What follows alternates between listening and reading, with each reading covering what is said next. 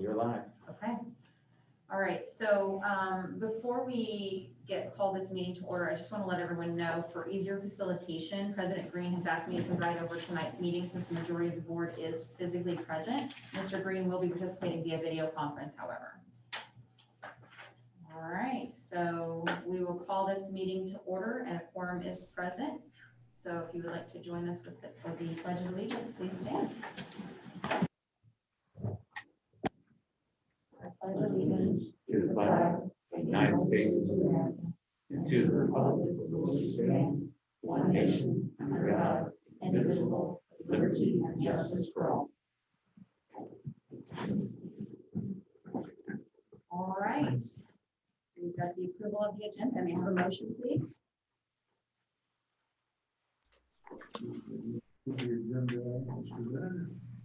Second. All right, we have a motion and a second to approve the agenda as presented. All in favor, raise your hand. I am raising my hand. Any opposed? All right, that passes unanimously. We will move on to the superintendent's report, sir. Fantastic. Thank you very much. I want to start with a short video. If you haven't heard, the Grandview High School is actually doing a play. And that might seem kind of crazy that we're doing a play in the middle of a pandemic, but it has been amazing what our teacher at the high school has been able to do. Molly has put together a virtual play. And so rather than me talking about it, why don't you let her describe how this is going to work?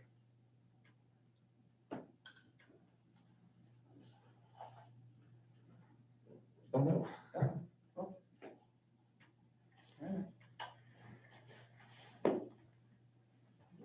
Unmute yours.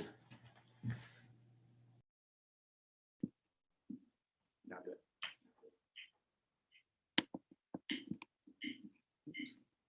What happened?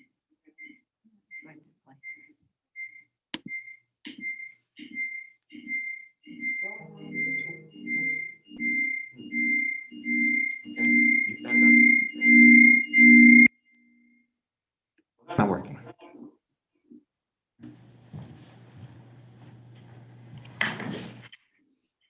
Well, we just tried it. Go ahead and mute yours back. I thought it was.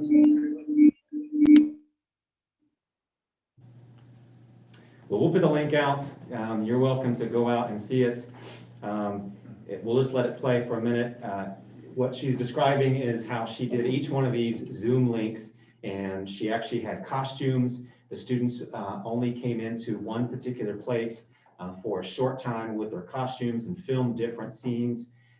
It's an amazing accomplishment of what she did, and then they edited it all together. She got some partners in the city that she knows and some contacts and able to help her. But it really is amazing. It was on KCUR.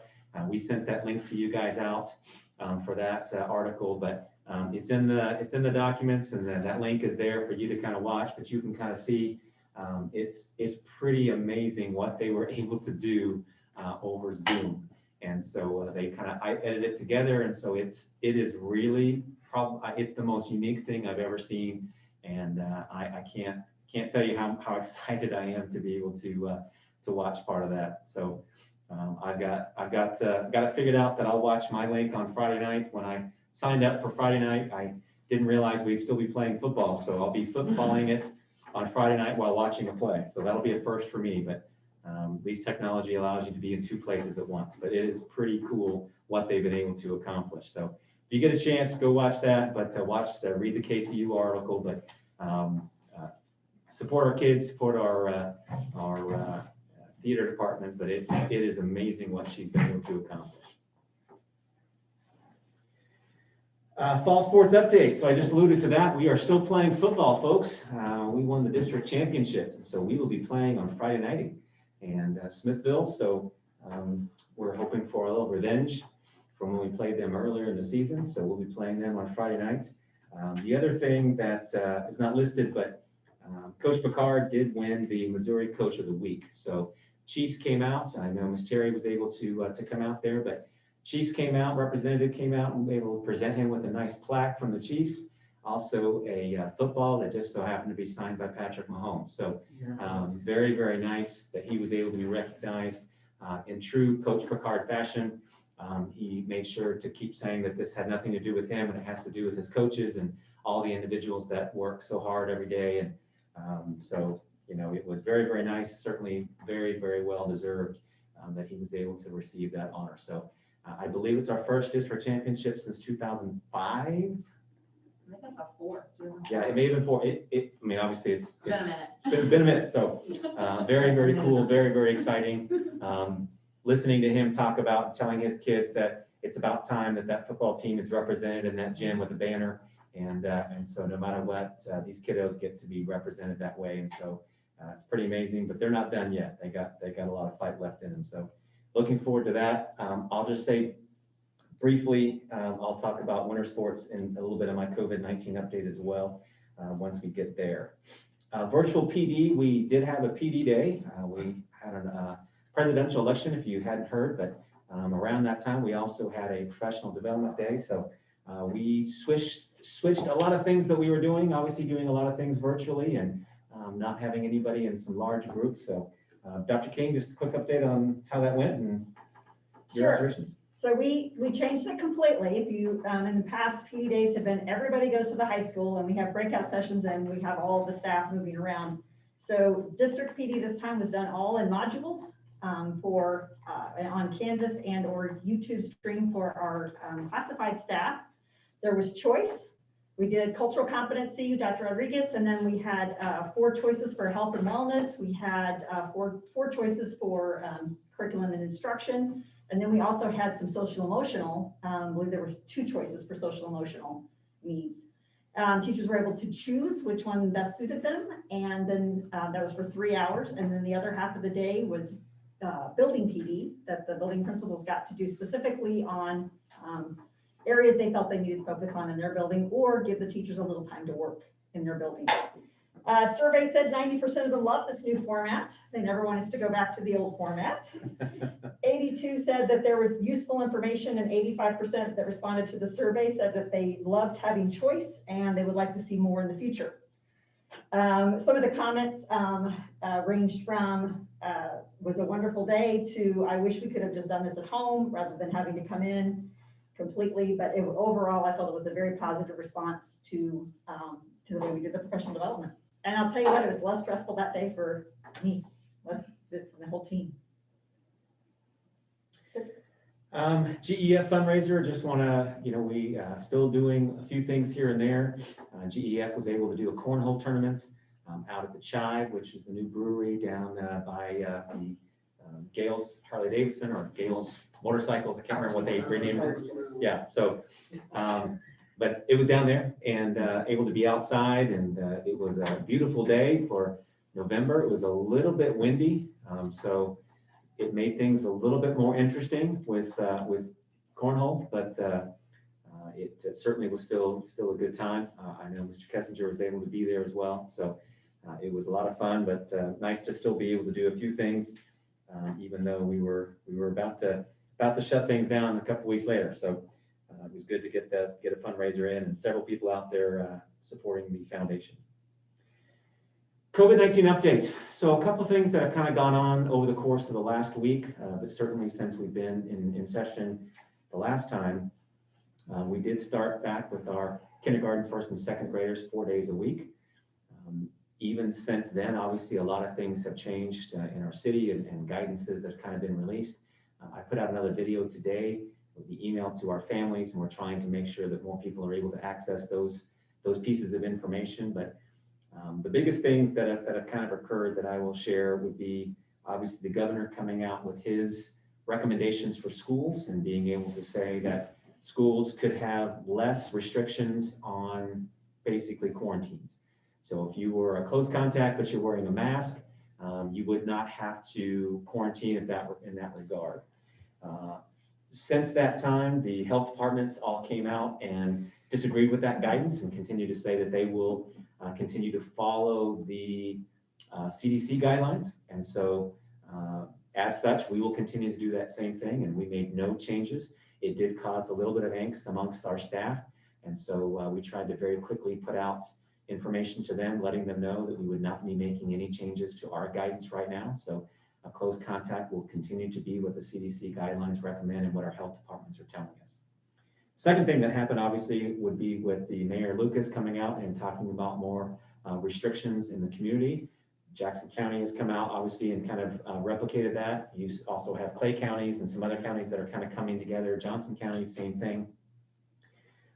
What I continue to tell families and everybody that those are not pertaining to the schools. So they purposely do not talk about schools in there, and the guidance to the schools thus far has that we are still able to attend in person. You have heard over the last few days, even several area school districts start to shut down for a variety of different reasons, but mainly it's either a staffing issue having to do with quarantines or even some positive ratios that are going too high. There was a high school in North Kansas City that closed because they had 26 or 27 positive cases in one school. The good news that I can share with you, if there is good news, the same 26, 27 people have the virus, is that none of that was spread within that school. They were all outside and just happened to all be in the same building and figure out that they were positive. So we're still not seeing a spread within the schools at this particular point in time, but that's not the case everywhere. And so every district is kind of doing their own thing based upon what they know is going on in their school district. So right now we're able to continue moving forward. What I shared with parents today is right now our plan is to continue having in-person learning. That may change. Lee Summit last week said they were bringing a lot of their students back on Monday, and they had to make a change on Tuesday night. So it can change very quickly. Right now, as of today, we believe that we can continue moving forward with in-person learning, but we may find something else out tomorrow, or something else may occur and we have to make a shift. So obviously I'll keep the board updated with any of those particular components, but also what I'd share is over the course of the last 3 weeks, I've been at, and I shared this last board meeting, I've been at every single staff meeting, predominantly certified staff, but talking to our teachers, talking to every single school, and just giving them updates, answering any questions that they may have about where we are, what are we doing, why we're making the decisions that we're making. I would say for the most part, those conversations have gone extremely well. Great questions, certainly understandable questions. I can tell you our staff members want our kids in our building, but they definitely are still concerned, and they want to make sure that we can continue to do so safely. So I have shared with all of them, we will continue to have kids in the buildings as long as we can continue to staff it, and as long as we can continue to do so safely, we will continue to have kids in our building. So we'll have to just keep monitoring. Mayor Lucas has called the school staff conversations on Monday. I'm not hearing that there's any major thing that's going to be. I think it's just going to be clarification on his guidance specifically around winter sports. But we'll again, I'll update the board whenever I find out what that topic is. Winter sports is one of the concerns that everyone is talking about right now, and how we officially do that. According to the guidance that we received from Jackson County and even from Casey Mo, students can play winter sports at the moment, but they would have to be obviously wearing a mask to do so. So we are investigating how we are going to do wrestling and basketball with all of our students wearing masks. And is that going to be possible? Is it going to be feasible? What does that mean? What kind of masks do we need? All that kind of stuff. So a lot of that is still changing and kind of evolving. Clearly that just came out this week. Literally, I think that came out yesterday. A final clarification around that. So it's been a lot of conversations for us to try to move forward with that and figure out how we are going to do that. Greg's been in that conversation a lot, and so we'll kind of figure out where we need to go from there in terms of that. K-1-2 is going well. Certainly, do you want to give just a quick update on what you've seen from K-1-2? Sure. So I asked feedback from all the building principals that have had the K-2 back in, and they all have said that they had to make adjustments. Even after Monday and going into Tuesday, it revolved around dismissal, more students coming around, making sure we could social distance, and some minor adjustments in lunch and the time frame for lunch and the passing and those kind of things. One building principal said that the teachers begged her, do not make us go back. We love having them here. They have some bigger rooms, and some of the other buildings are using every possible inch of their rooms to make sure that they can social distance. Kindergarten is a little hard to social distance and keep them apart. So that's been a little challenge, but the kids are just excited to see each other, so they're wanting to get up and talk. So everything's going well. All building principals report that any adjustments that need to be made, they will make them. They're glad to have them in.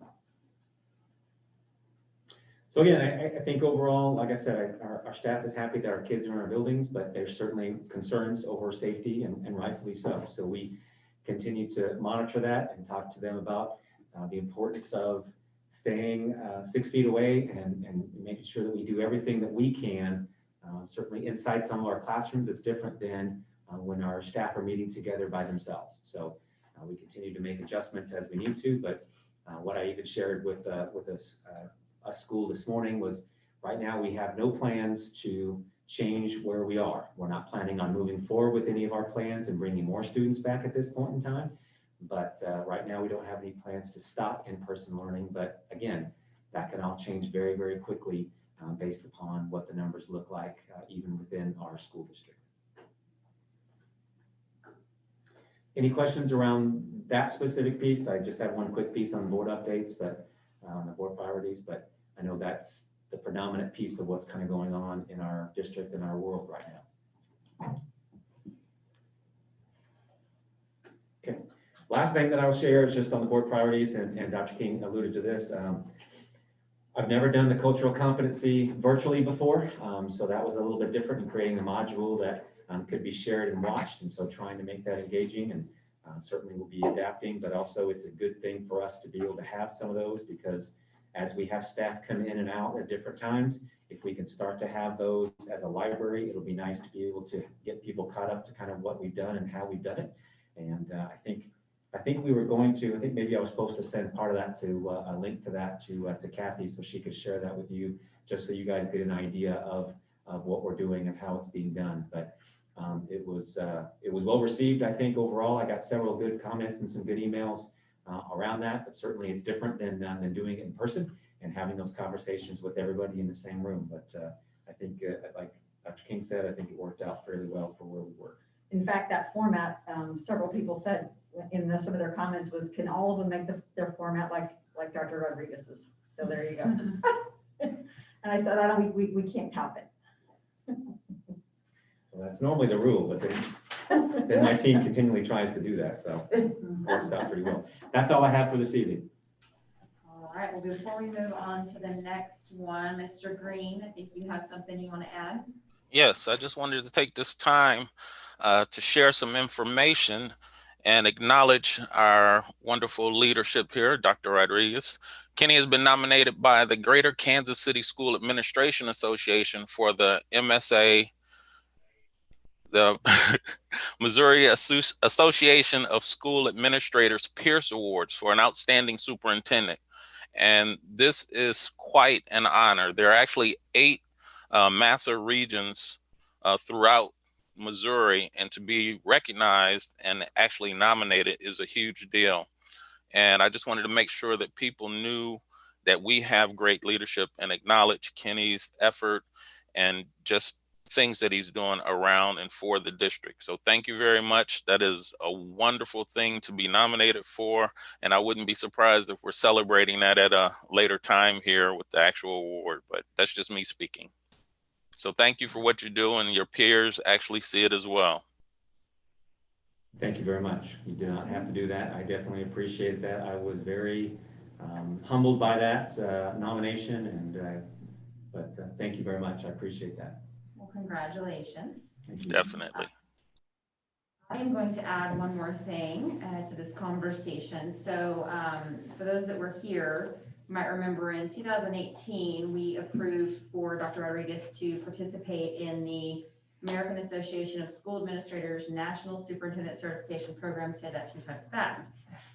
It is a 2-year program on curriculum, mentoring, capstone, and a little birdie told me that that might be coming to an end pretty quickly, like this week. We finished on Friday. All right, and so I would like to ask you to come up here and join me, please.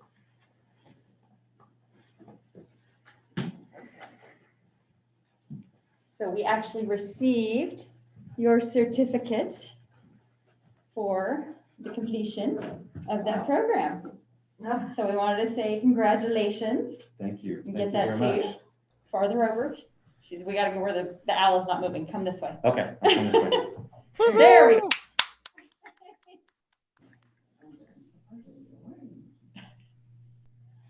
Coming towards you. So congratulations. And would you mind giving everybody a little update about kind of what you've experienced and? Absolutely.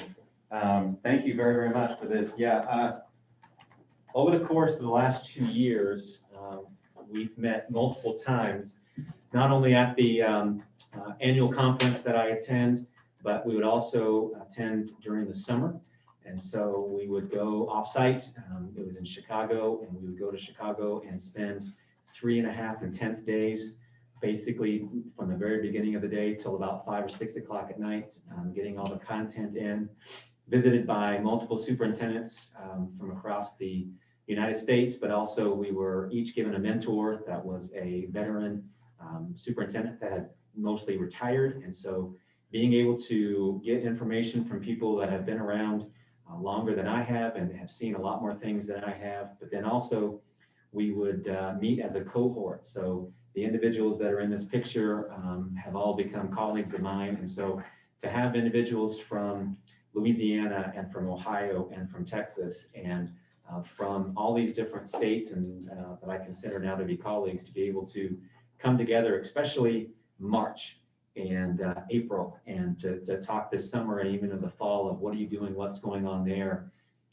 It's been really exciting to be able to go through that process. But they take you through a variety of modules in board relations and superintendent responsibilities and community relations and media and communications throughout the community, but also internally, and just a variety of different things to try to make you the best possible superintendent that you can. So I'm grateful that the board gave me that opportunity. I feel like I'm a better leader because of it. Certainly have a long way to go to continue to improve, but it definitely helped to have the camaraderie of other individuals and talk through a variety of different challenges and realize that all the differences in all the districts all across the United States, we all share so many common things and some of the exact same concerns and challenges, but ultimately everybody still has the same common goal of educating kids. So it was a long yet short 2 years to be able to go through that, and then to end it like we did through this pandemic was extremely interesting. But I'm grateful that I had those peers to be able to talk to during all this time. It would have been a lot more difficult to not have that group to be able to talk to. So I appreciate it very much and been given that opportunity, and definitely another accomplishment that I will think very highly of. Well, congratulations. Thank you very much for participating in that. And it's always good to work on your leadership skills. So. Thank you very much. I appreciate it. Mr. Green, anything you'd like to add? I think you summed it up pretty well. We're appreciative, and it's always good to lead by example. So continue, and thank you very much. All right. Well, we will go ahead and move on to salient days. Dr. Rodriguez? Yeah, so there's a few things there, obviously, that you'll want to just kind of pay attention to. Certainly the board candidate filing is always one of the ones to refer to. But certainly our open and close meeting in December, that'll be right before when we do close for break, which is also on. All right, thank you. Finance Committee report, Mr. Cornforth. Thank you.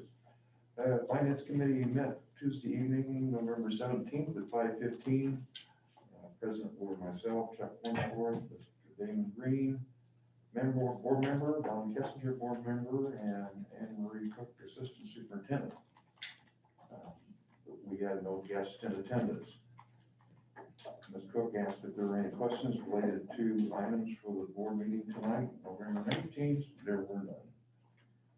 The committee inspected representative warrants. Mr. Green examined all warrants over 15,000. Mr. Kessinger examined the district's purchasing cards, and Mr. Cornforth examined the expense and reimbursement warrants. Based on the examination, the Finance Committee recommended the warrants be approved by the Board of Education. Any questions about that? All right, if there are none, we'll move on to recapitulation of funds. Dr. Rodriguez? Yeah, a few things to update there. Certainly some interesting pieces there, Ms. Cook. Yes, you have the financials through the month of October. On the revenue side, we are down approximately $2.3 million compared to this time last year. That has been fairly consistent through the first few months of this fiscal year. It is due primarily, as you know, we had the reduction in state aid at the beginning of the year. We have not received any taxes because we actually owe the county a little bit of money because of the Board of Equalization adjustments that they've made. Our student activities are down specifically as it relates to the computer fees that we used to receive. And then a lot of it really is just some timing of receipts. If there's any bright news in that is that our expenditures are also down about $1.4 million from the same time last year. Some of that is related to the timing expenditures, but we did have some reduced expenditures for summer school, but that is obviously offset by the increases in our salaries and benefits.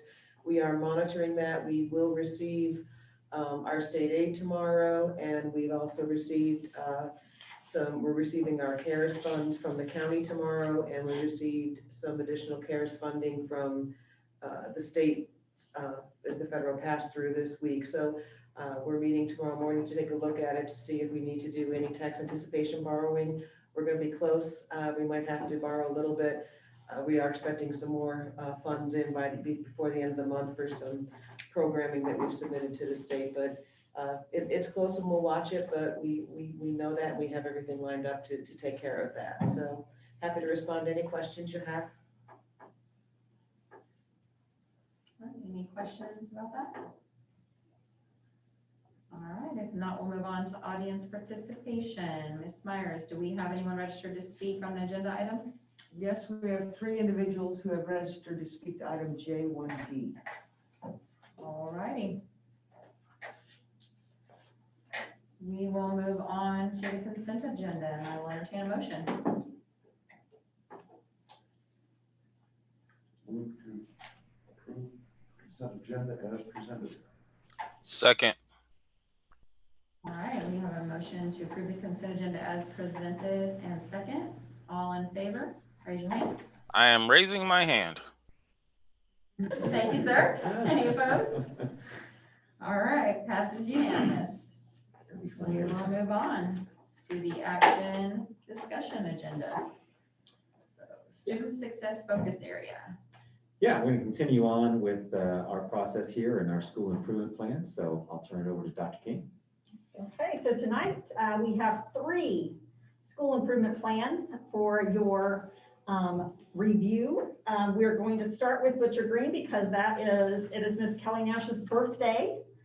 And I would no better way to celebrate your birthday than to present to the board. So we'll start with her. I will say that just remember that the school improvement plans look a little different this year because we're dividing into 30, 60, 90-day increments. They will be coming to the end of their 90 days. And so there should be a lot of things that have taken place. So feel free to ask them and what their next steps are going to be based on their 30, 60, 90-day plans that they did root cause analysis for as well. So Ms. Nash, we're going to turn it over to you. Fantastic. Well, I'm so glad to be here and I'm going to share my screen with you. I hope everybody is doing well tonight. It was a pretty day. Let's see. I'm going to minimize myself.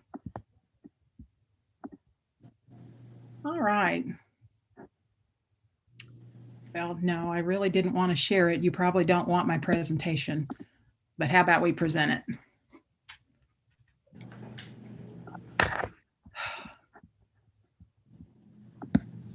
There we go.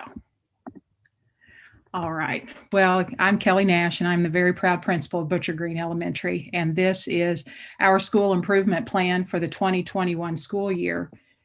And I thought I'd talk to you just a little bit first about Butcher Green and our demographic information this year. We have an interesting trend happening.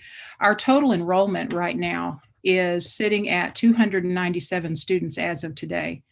This time last year, that number was 363. We ended the school year with approximately 393-ish students. So this is a very different trend for a school that historically runs in the high 300s. And we have a suspicion and belief that this discrepancy in numbers is an impact of the pandemic, of families seeking support in other areas. We do anticipate a day when we get our kids back, and we look forward to that. And a lot of the driver of this school improvement plan is in anticipation and preparation for that day when we get all of our kiddos back.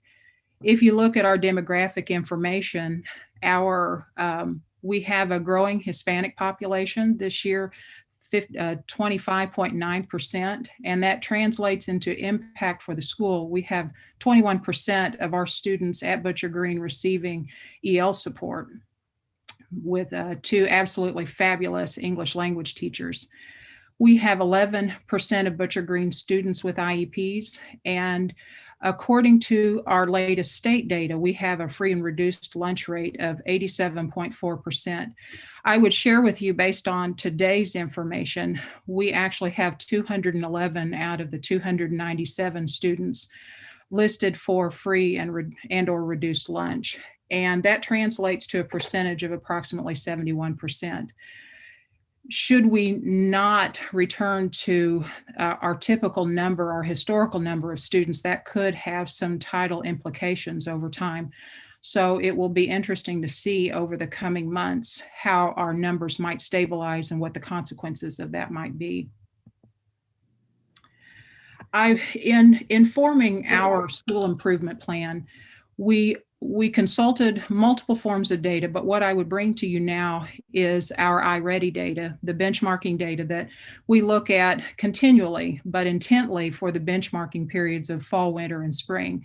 And this is what you see is a distribution of data for reading in the 1920 school year.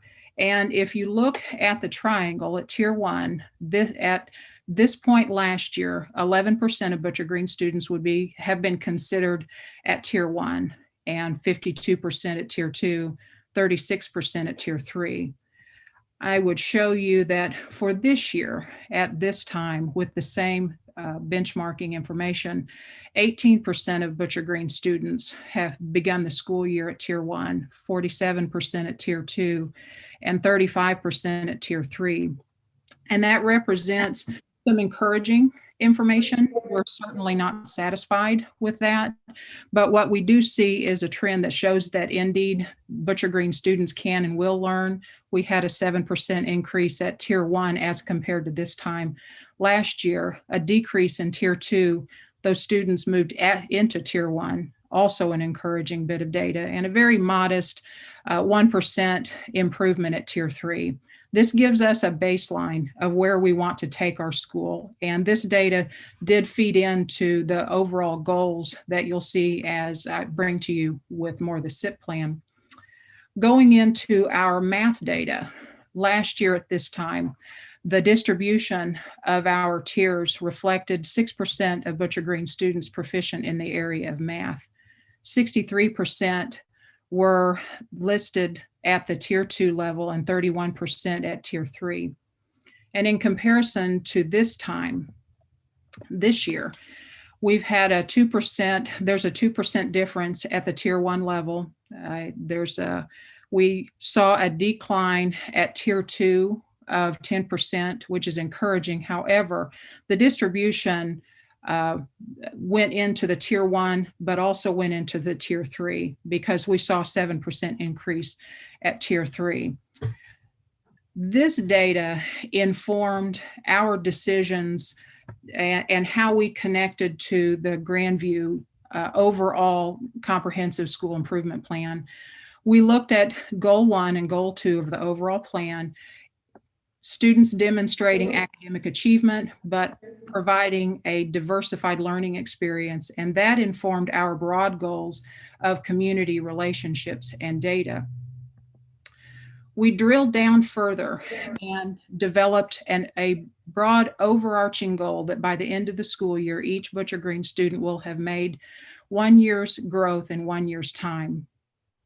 And what you have in front of you are our specific goals as they relate to that overall data, community, and relationship goal.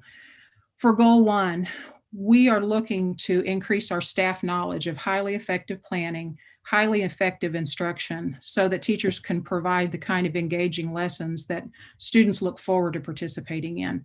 But we also have set a high bar for our students.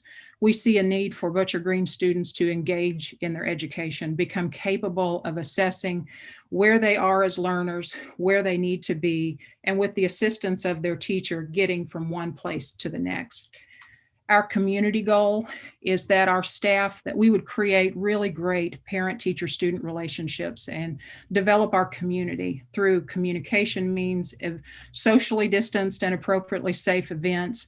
But we really want to develop the Butcher Green community and have all of our stakeholders an important part of this school.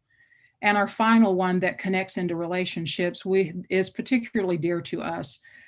Butcher Green is a school with many students impacted by the implications of poverty, and we're looking to become informed as a staff about those impacts and implement instructions to disrupt those.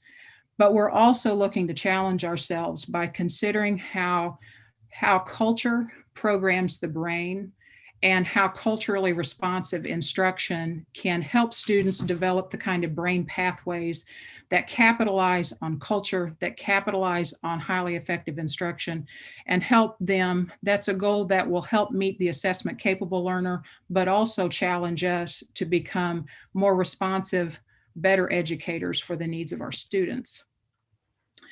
The drivers that we worked through. Our first driver is that data-driven improvement, looking at our instructional practices and student learning. We drilled down to some basic root causes for Butcher Green. We see areas of improvement needed for our approach to balanced literacy, the use of data to guide our instruction, developing highly effective classroom management strategies, and looking at Tier 1 instruction and seeing what we can do to take that to the next level. And our change ideas included working towards intentional literacy professional development, developing that assessment capable learner, but also taking our staff from a basic understanding of the BIST philosophy and elevating that to a highly skilled staff that can take students where they are, help them build replacement skills, and take them to a level where they can self-regulate and self-manage. And what that has looked like in action. This is just an encapsulation of a lot of hard work over the last 30, 60, and 90 days. And what I would highlight for you is in the first 30 days, we looked intensely at a common instructional model and common lesson plan expectations. It's at the teacher level, it's a challenge to take those very dense standards, take them apart and create an engaging lesson that meets the expected rigor and engages kids. And that's what we've been working really hard to do. But I'd also highlight that third bullet there, training for the development of a multi-tiered system of support. This is an area of dear heart to me. And I'm watching that grow in my staff and understanding of the need for multiple tiers of support. That starts with a really strong base, but that moves into highly effective Tier 2 strategies at the small group skill level, and then into highly intensive plans for both behavior and academics for students. In our 60 days, we accomplished, and I don't believe you ever accomplish entirely your learning about instructional strategies, because we're learning and growing every single day, but we have begun the work of developing a robust repertoire of strategies. And we've begun our training for the assessment capable learner, and that's going extremely well. And I would highlight for you in this 90 days that we're working on right now, one of our intent focuses is looking at our literacy data and targeting both instructional strategies and interventions for students for their success. Our second driver is that community, developing the strong Butcher Green community.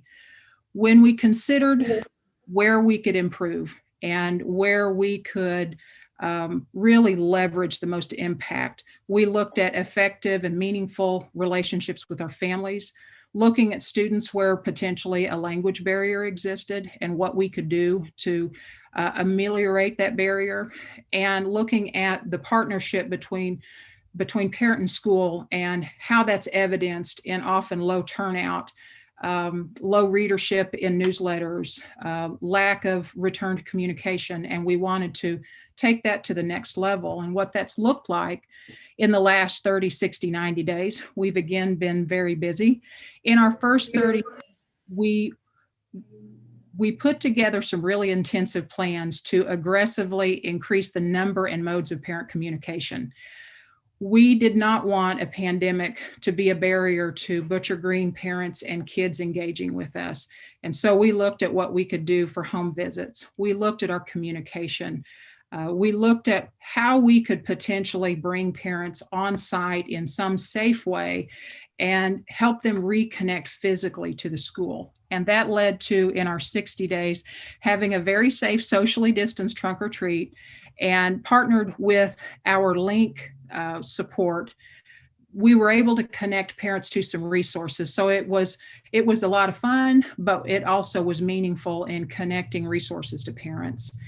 And in that 60 days, we also made many, many, many home visits for the delivery of instructional materials, for hotspots, for devices, anybody continuing to need enrollment support. We also had a successful ELL family night, and we're really proud of those 60 days.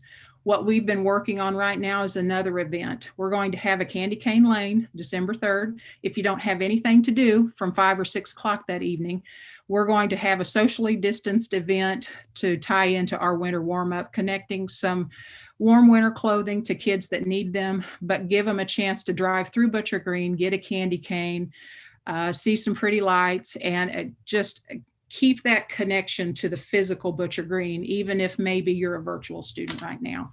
We're working on our school newsletter to create an opportunity for more supports. And right now we're getting ready to deploy a perception survey to see how our parents are feeling and what we can do to better meet the needs that they have.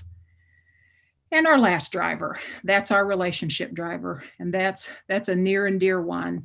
And when we thought about how we wanted to develop relationships with our kids, we knew we had to really understand where they were coming from. And so one of our areas of opportunity as a staff was becoming knowledgeable about the impacts of poverty, how that impacts the educational experience, but also the social emotional well-being of a child. We confronted hard data about disproportionate data and academic experience between students that would be considered socioeconomically disadvantaged, but also a disparity between African American and Latino boys as compared to their white peers in the area of literacy. And we decided as a staff, we really wanted to do some work to grow in the area of positive relationships. And so what that has looked like in action is in the first 30 days, we put into place something called check and check out. And that is an intervention that's intended to provide positive adult support and attention in a way that helps develop skills, maintain relationship, and help a kiddo that maybe is working to develop appropriate pro-social skills and gives them a means to meet that need for attention and connection and validation in a way that's socially appropriate. We also, in our 60 days, we decided that the pandemic pressed a restart button for Butcher Green, and where many could look at something like this experience as an absolute calamity, we're taking it as an opportunity and we're soaking it up to the very best of our ability. And we decided that now's the time to create a new mission and vision for Butcher Green, to examine why we exist and what we want for this school. By the day, I develop a deeper and deeper affection for this incredibly talented, creative, smart, witty bunch of kids. And what we say as a staff is that we want the world for Butcher Green kids. And in fact, if you visited Butcher, we're decked out. Our theme is around the world because we genuinely want to open up the world for our kids. And in this 90 days, we have been working and implementing a fantastic intervention. In my previous life as a consultant, I had the chance to receive training and certification for the Check and Connect intervention. And that is a long-term mentorship intervention intended to help kids that are at risk of disengagement, giving them a positive adult role model that works with them weekly, checking on academics, checking on how you feeling, how you doing, is there anything that you need, how can I help you? And it's right now, of course, we would not have volunteers coming from the outside, but we have internal staff. I look forward to having some really encouraging data to show increasing engagement from that intervention. And looking at our outcomes, we have high goals for ourselves. By the end of this year, we want to see 100% of our students making that year gain, but we really would like to see, and we're going to work towards helping the students below grade level make a 1.5 year gain. We want 100% of our families and staff indicating that they feel like a part of our community and an important part. And our third goal is that 100% of our staff would understand the impacts of poverty and demonstrate their understanding at the classroom level with the strategies that disrupt poverty. And I know I talked really fast and you might have questions, so I'm going to stop sharing my screen. And I would invite any questions you might have.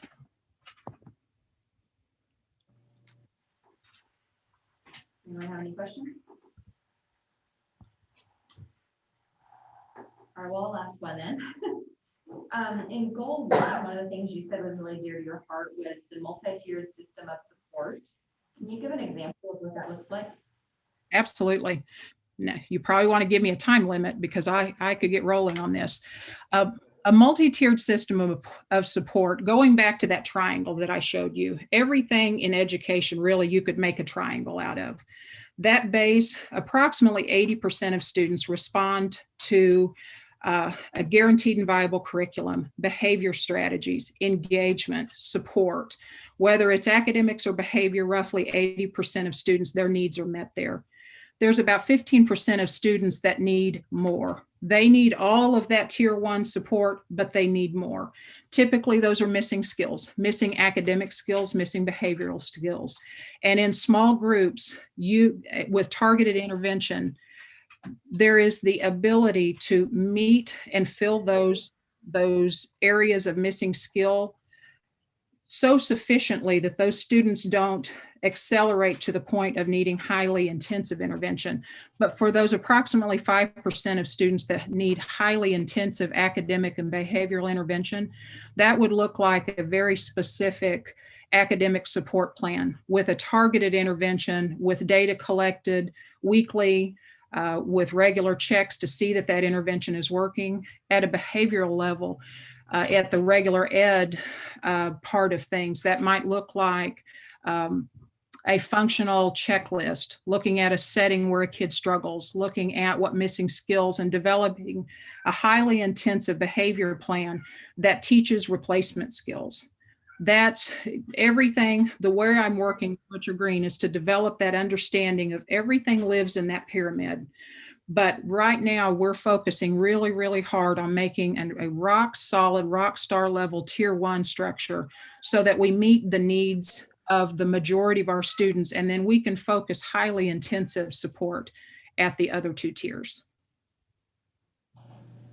Perfect. Thank you very much. I actually have a question because I think I brought this up before at one point in time, but the question is it realistic to have 100% as a goal? Because that just, for some reason, this doesn't sit right with me. I think it's wonderful to have those high aspirations, but I know just from personal experience, it's dealing with the whole SMART goals and setting yourself up for what you can really expect. And I think that is a huge question. I think it's a tremendous insight, because you're right. The 100% statistically is going to be so very high that it would be very difficult to meet.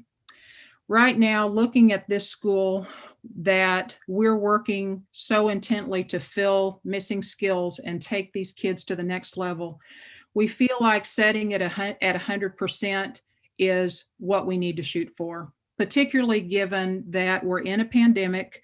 And right now, when you look at our data in certain parts of particularly iReady, we gave the majority of those assessments remotely.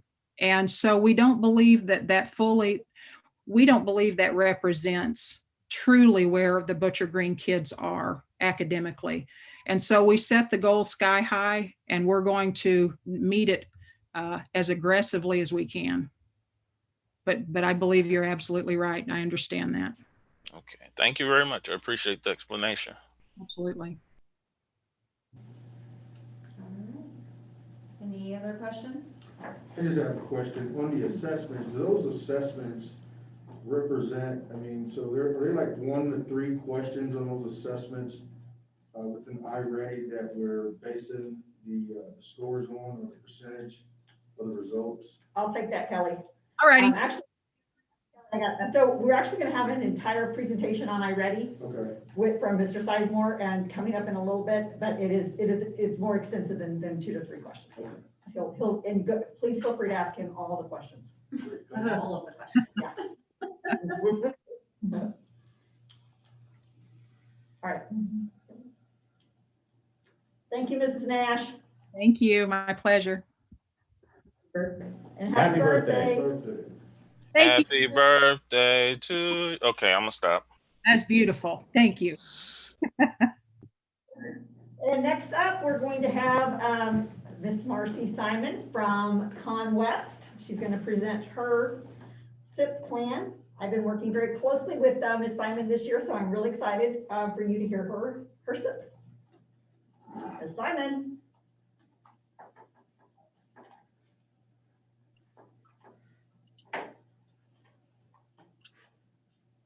Hold on a second, sorry.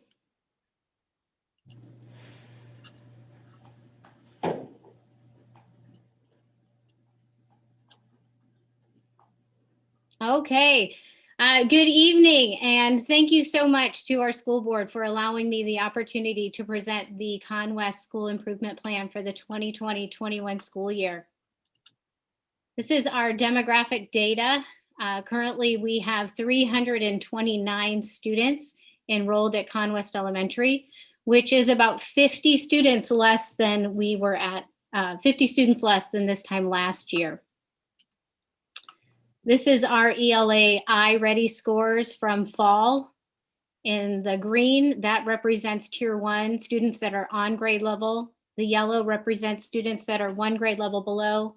And the red represents the students that are 2 or more grade levels below. You can see that as from 2nd grade on up, we have quite a few students that are in tier 3, 2 or more grade levels below. I did a comparison with our last year's data and this year's data for tier 1.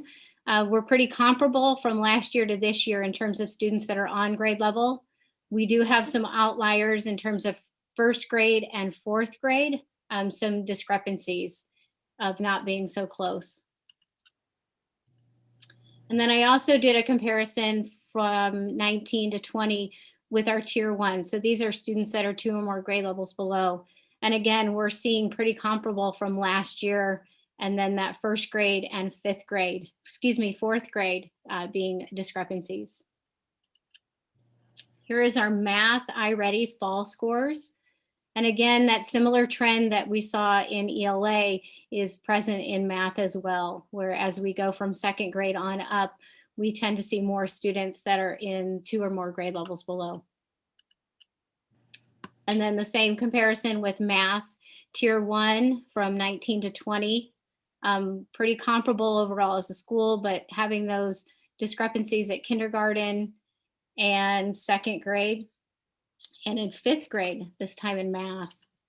And then in 3rd grade, did that same comparison, no, excuse me, not 3rd grade, tier 3 with iReady and math from 19 to 20. Again, pretty close overall as a whole school, but seeing in our 1st grade and 4th grade, those same discrepancies are showing up with our data. This next set of data is the benchmark assessment system data, the BAS. This is an ELA measure. The beginning of the school year data, we had 49 students that were exceeding grade level expectations, 12 students that were meeting, 27 students that are approaching, and 178 students that were not meeting expectations, not meeting the grade level expectations. Also wanted to share with you the data, our discipline data.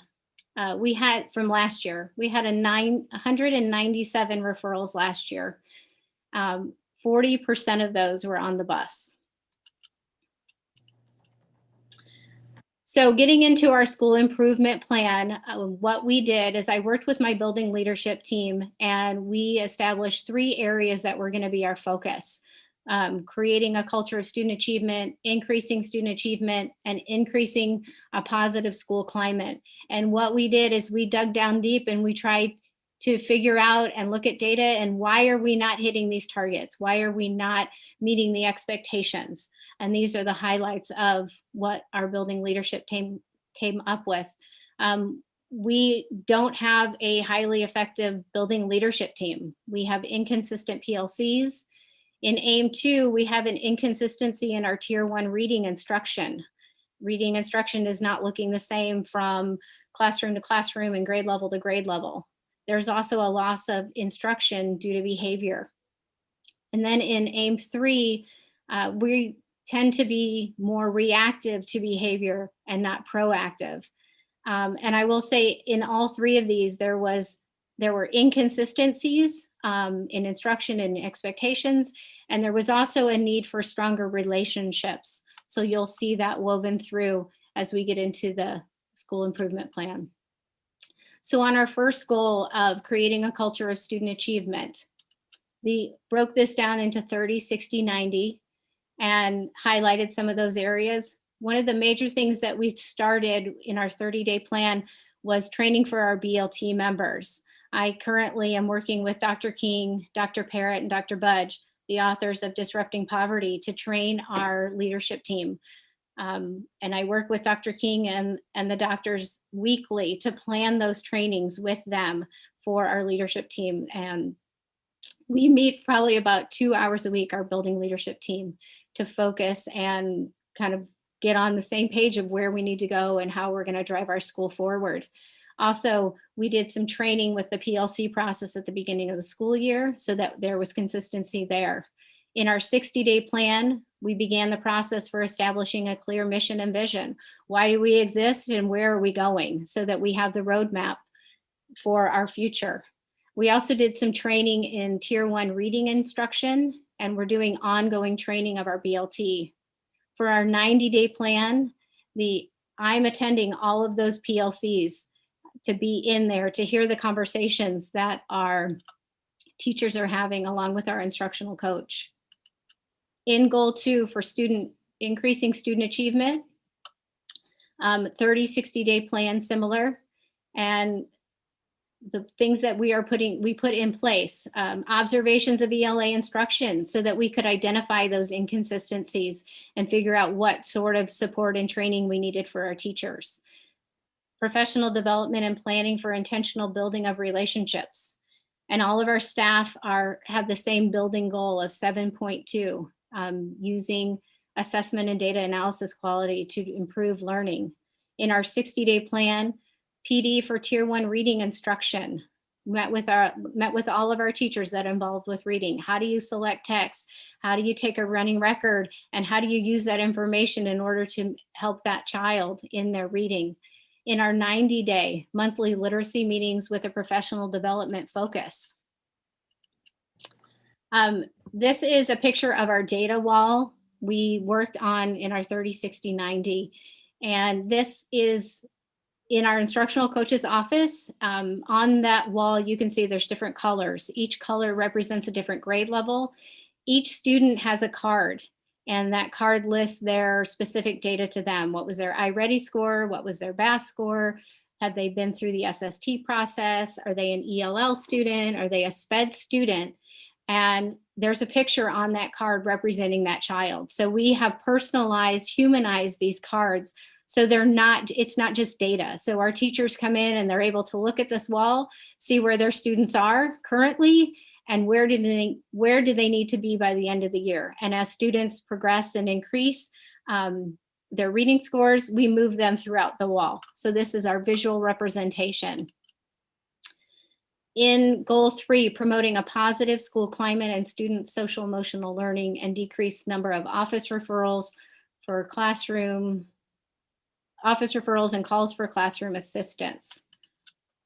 So within the 30-day plan, I trained our staff on morning meetings. This was going to be an important piece for building relationships with our students. We also trained our staff on breakfast in the classroom. As a building leadership team, we discussed we needed a calmer way to start our school day. Having students in the cafeteria was not very calm, it wasn't very soothing, and it only seemed to amp up our students. So we trained our staff in that. In our 60-day plan, we implemented morning meetings with an accountability partner, and every staff member is in attendance in one of our morning meetings. We started this day 1 with our virtual students. We implemented breakfast in the classroom once our students returned, and our staff met with the BIS consultant and behavior interventionist to discuss strategies for behavior needs in order to be more proactive with student behavior. With our 90-day plan, continue with our school-wide clear behavior expectations, and our behavior support team to look at building data on a regular basis.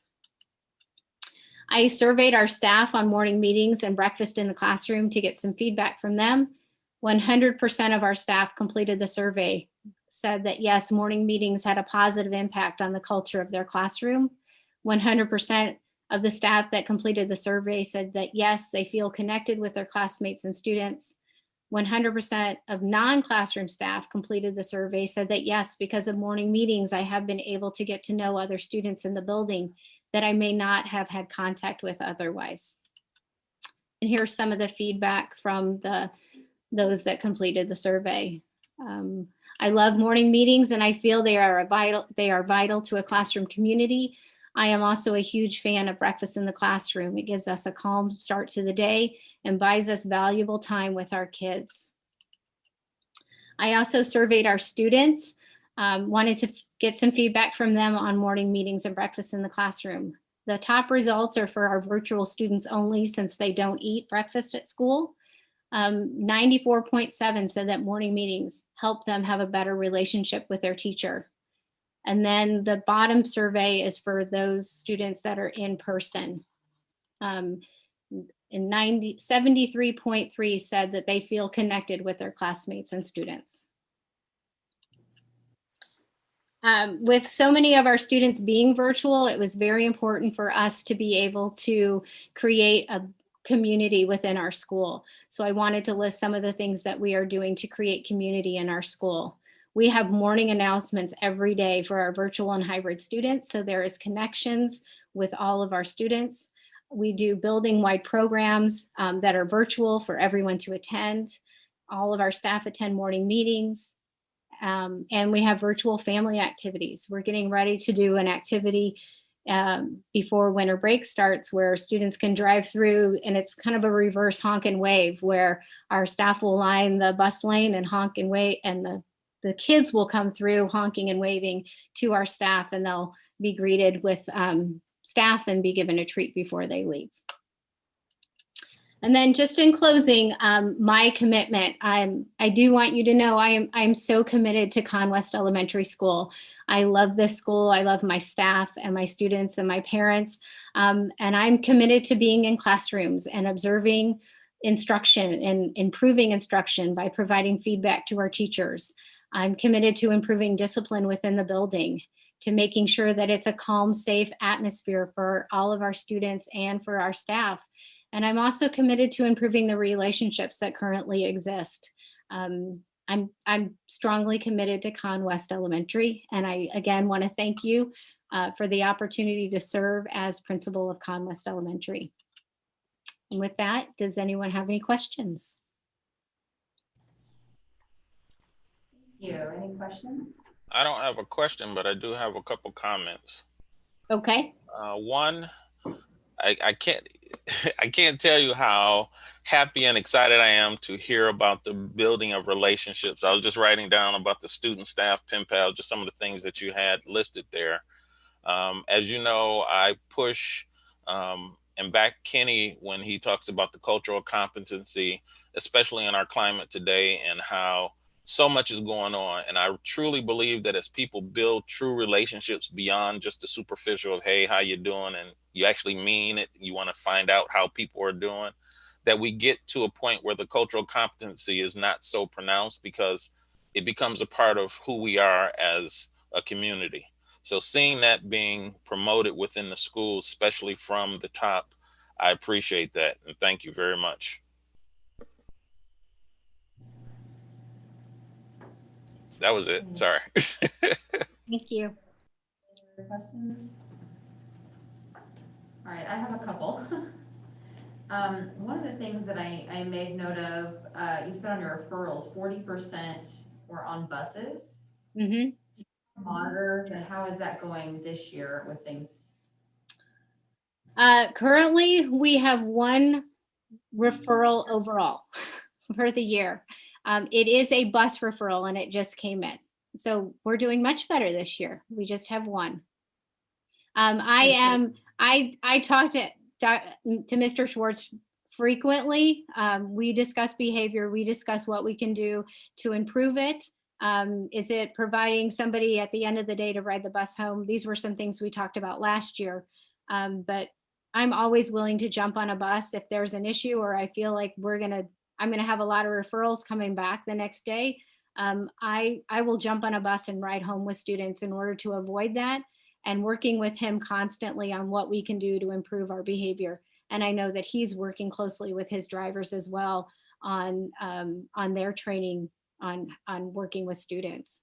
So definitely we've seen a change, but there's certainly less students on the bus currently. On the survey that you took, you sent out, you said 100% responded, or 100% of the folks that responded answered favorably. What percent actually responded? We had 20 staff out of 35 that completed the survey. And it was provided to all of them. It was a choice if they wanted to, and it was anonymous. Okay. And then my last question for you, one of the things that I noticed in your goal and your comment was that there was an inconsistency in reading instruction, and you mentioned that you did a lot of observation. So I'm just curious as to what you found and why you think that there was that inconsistency. Just due to a lack of monitoring. As you can tell from my discipline referrals from last year, I spent a lot of time dealing with discipline and wasn't able to be in classrooms and do observation to provide feedback to my teachers. So there's definitely that inconsistency in terms of, so that's why that's a focus for me this year, is being in classrooms and providing those opportunities for me to provide feedback, so that I can monitor that. And, making sure that I'm in the meetings when we talk about literacy, so that the expectations that I hear are communicated to our staff in those meetings, in our PLCs when we meet with them. All right, thank you. Anything else? All right. I just want to say how absolutely proud I am of Miss Simon and her willingness to be vulnerable, and her willingness to be honest with you about the issues that are going on there, and her willingness to face them. Her courage to take action has been an inspiration, and I do want to make sure that I have said that publicly, and she knows I've said that to her privately. So thank you, Marcy, for your SIP presentation. Thank you, Dr. King. And finally, High Grove, Miss Stephanie Bradley. Hello, everyone. Oh, look how pretty you look today. Oh no, what happened? Okay, can you see my PowerPoint? Okay, good evening, everyone. As always, it is my honor to be here speaking to you tonight. I've held a few different positions through my time in the district, and there are pieces and parts of every one of those positions that I truly miss. Recess for one, but what I can say is that with all my heart, Tonight, I am truly blessed to be in the position I am in now and so very proud to be serving the Highgrove family. And I thank you for bestowing this honor on me. There are great things happening here at Highgrove. Right now, our early Head Start program is at full capacity, and our babies make everyone smile each and every day. If you look up there in the corner, that's little Miss Josie. And down in the bottom, we have Marcella and her mom, Glenda. Currently, in our Title I and Head Start programs, we are enrolling students weekly, and this is a huge thanks to the efforts of our parent educators and our family advocates for doing recruiting. Our SB6 program has come up with a safe process for continuing to provide resources to our community families, and we are reaching our families through our Head Start program, our community partners, and even our local Walgreens. Sorry, I'm super nervous. So now let me tell you a little bit about Highgrove and where it is that we intend to go. Early child care education is more than preparation for primary school. It aims at the holistic development of a child's social, emotional, cognitive, and physical needs in order to build a solid and broad foundation for lifelong learning and well-being. Early childhood has the possibility to nurture caring, capable, and responsible future citizens. This quote helped us to mold and morph our building mission into our goal for our school improvement plan.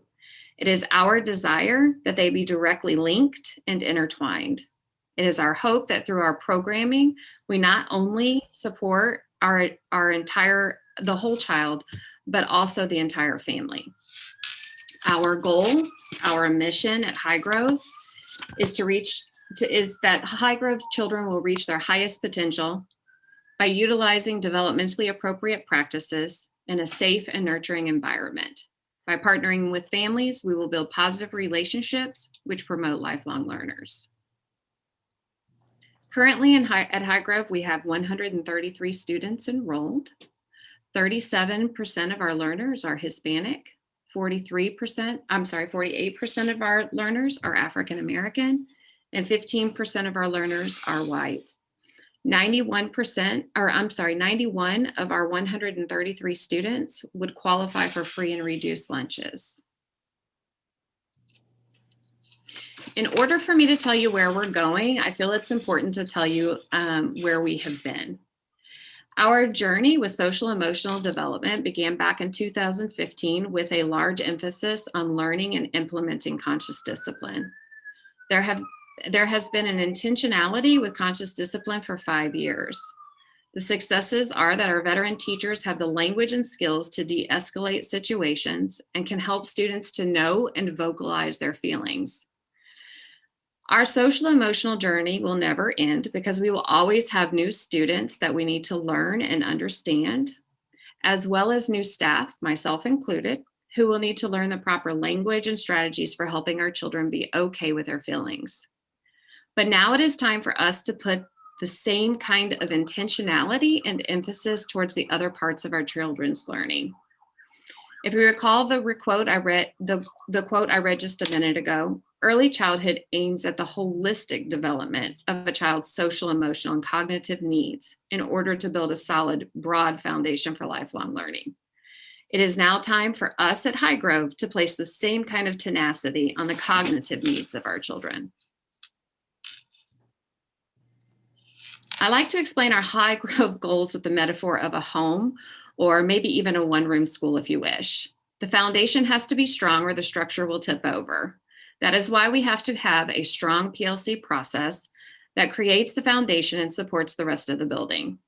Our home to school partnership opens the door to communication and relationships that support the whole family and welcome our parents as partners in the child's education.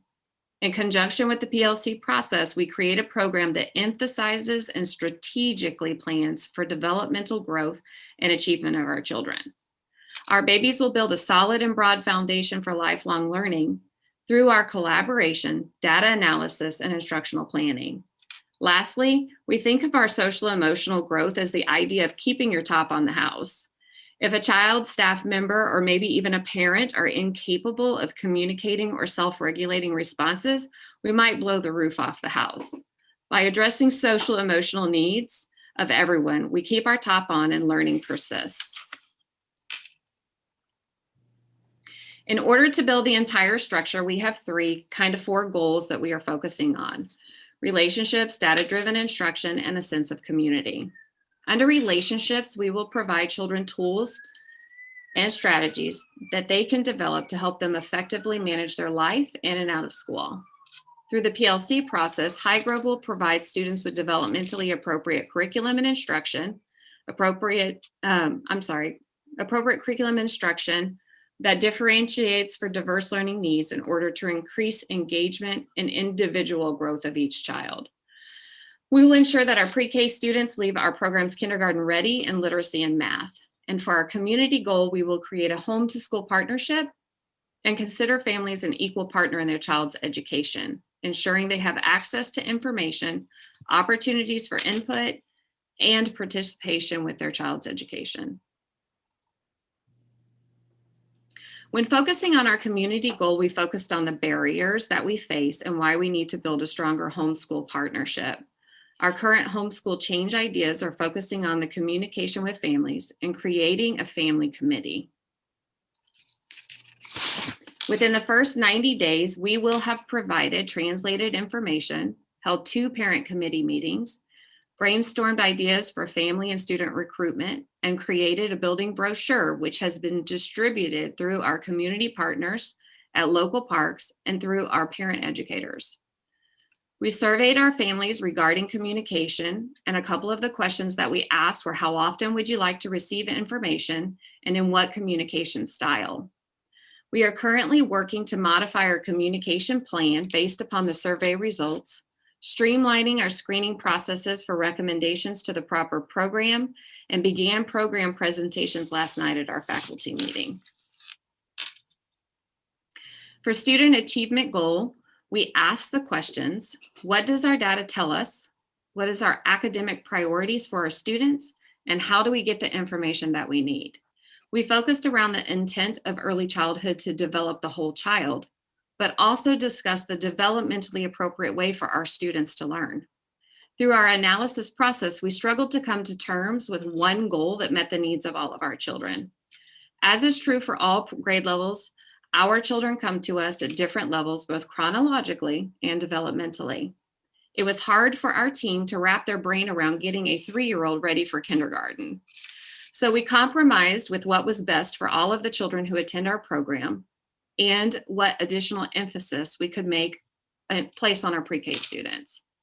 Our current change ideas are that we cannot plan for instruction without collaboration and data analysis. And in order for us to be effective, we must provide professional development on this process with regular reflection on how we are doing. So far this year, we've created a master schedule, provided professional development on the PLC process. We answered the questions: what it is, what are we already doing, and what are our next steps? We designed our data walls with an emphasis on each child and not just a card that we move from one developmental level to the next, as well as selected our priority measures from the 56 DRDPs. We have analyzed our PLC process with the usage of the fundamentals rubric, and we'll use this analysis to begin planning our next round of professional development. In the next 30 days, we will begin creating engaging lessons by backwards designing based upon the end goal of each of our measures. Our final goal is our social emotional relationship-based goal. Our data tells us that this is a goal that we've had for a couple of years now, but our data tells us that we still have work to do within this domain. We currently have a team developed specifically for this goal, where their only focus is supporting the building with coaching and the implementation of conscious discipline. In 2019, our data showed that 16% of our students met the objective. In 2018, 35% of our students met the objective. It's important to note, though, that in 2019, the last measure taken on our students was in February, – whereas in 2018, our last measure was taken in May. Regardless of that information, though, we all agreed that 35% of our students meeting the measures was not acceptable.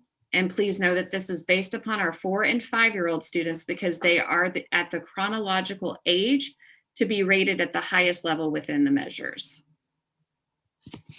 Over the next few months, our new staff will complete the full 10-session series of conscious discipline training.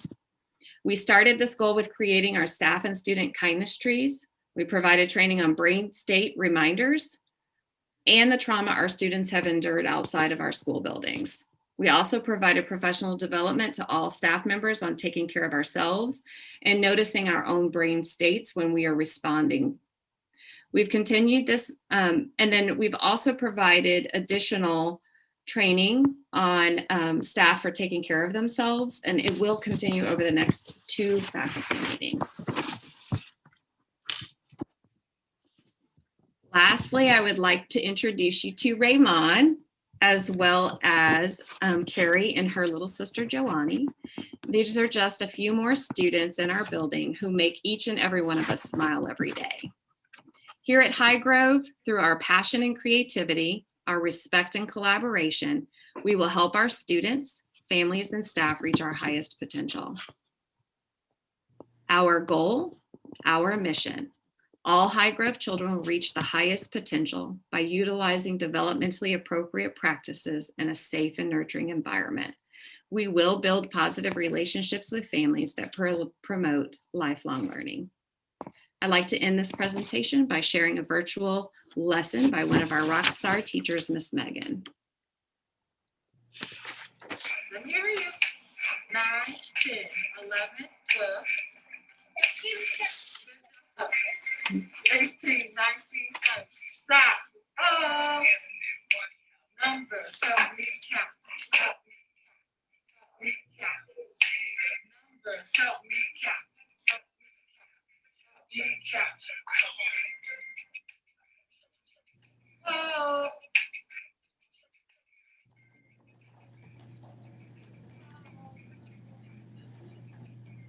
Good job, everybody.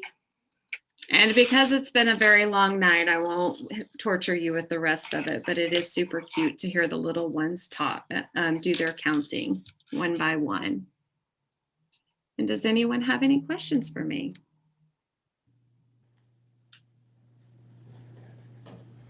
Again, for me, no questions, just comments saying, again, I love to see the focus on the relationships because I think I see it a lot of times. People learn better, kids learn better just in general when they feel that they're a part of something. And you can have the greatest tools, the greatest motivation in the world, but if you don't have that relationship, it's hard to get them to move. So I think this is awesome. And again, I appreciate it. Thank you very much. Thank you, sir. You're welcome. Anyone else? I just want to ask about, so that virtual lesson, I'm glad you included it. That was really fun. How do you think the virtual piece is going with these littles? I have to tell you, I've been super impressed with the way that the teachers in the building have been doing their virtual learnings. We have one teacher in our building who is strictly virtual. That's all she does all day long. And she is an absolute rock star.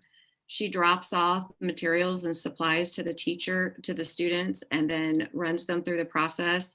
She coaches the parents on it because one of the big things about the relationship component of it at High Grove is that currently, if we have virtual learners, our 3, 4, and 5-year-olds are not learning without our parents. And so if we don't have that great relationship with our parents, we don't have students logging in to do virtual learning. And I have to tell you, they've all done a really nice job. And with us opening up to 4 days at the start of this week, today it was super nice because we had some iPads on tripods, and we had our virtual learners doing circle time with our in-house learners, and that was really awesome. Obviously, I'm going to clearly state that I would much rather them be here learning, but I truly believe that they are still learning even though we're doing some of our children virtually. Great, thank you. All right. And you probably want to go see a faculty meeting with Miss Bradley with that little boy. That little boy that's on your hip all the time? Raymond. On her hip while she's doing her faculty meeting, which is super cute. He'll only go to you and his teacher, right? Right. He wouldn't take a nap because she was leaving the classroom. And so I wanted her to be able to participate in her professional learning community without having to care for the child. And so Raymond came straight to me and him and I hung out. And then they had a lot of questions because PLC process is very new for them. And so, yeah, so anyways, it was super cute. I said, if someone would have told me 5 years ago, I would be running a professional learning committee with a baby on my hip, I would have told them that they were lying to me, but.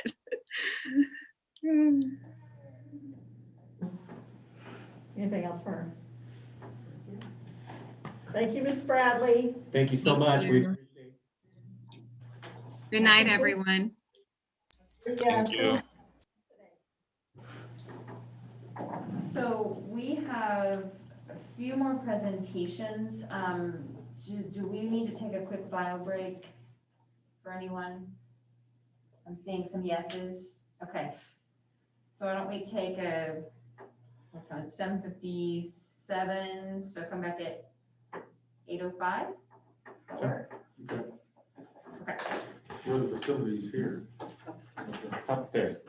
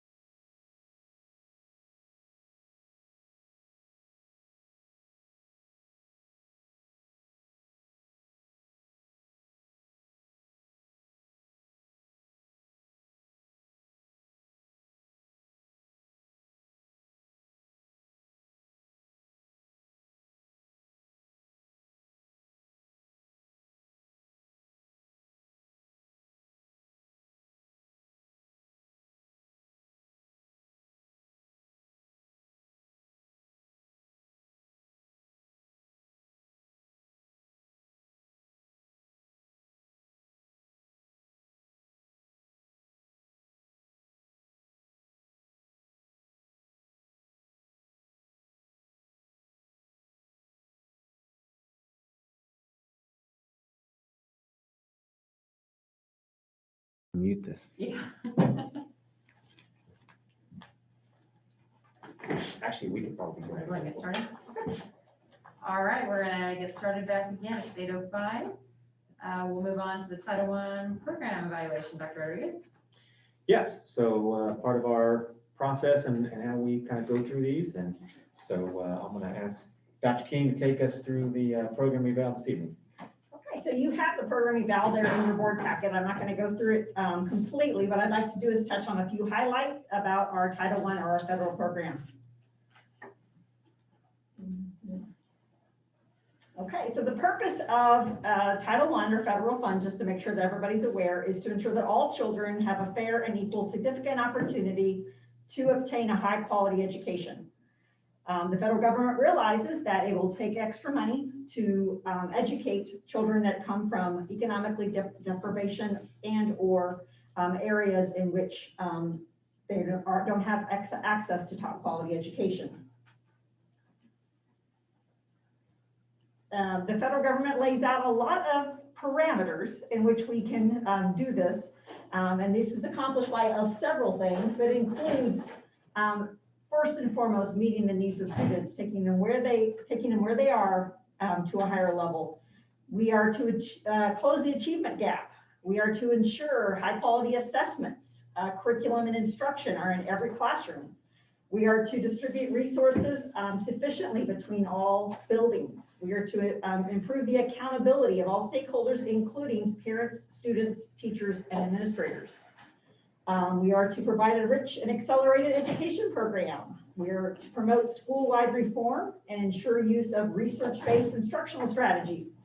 And finally, we are to afford parents meaningful opportunities to partner in the education of their child. Title I gives us a lot of money in order to accomplish those things. And as you see in this program eval is on the previous 2 years. As you can see in 2018 to 19, how much money we received from federal programs, and then how many students that served. And then the following year, you can see how it went down a little bit. Our funding went down, and we actually served a few more students. The caveat there is the federal funds are allocated based on your enrollment, free and reduced lunch percentages, and the cost of each child's education in the state or the area you live in. So the federal government decides in Kansas City, Missouri, or in Granby, Missouri, it takes this amount of money to educate a child in a year. And that's how your money is calculated. It's also based on a lot of funding issues that they have as well. So you can see we spent in 2018 and 19, these are the things that we spent a lot of that money on.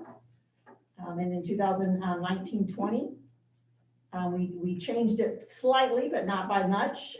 There was a needs assessment taken between the years of 2018-19 into 2019 and 20.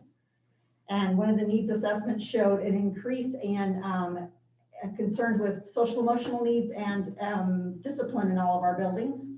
And so therefore, they took some of their money that's allocated to each building to hire a behavior interventionist and or social worker in buildings, in our elementary buildings as well.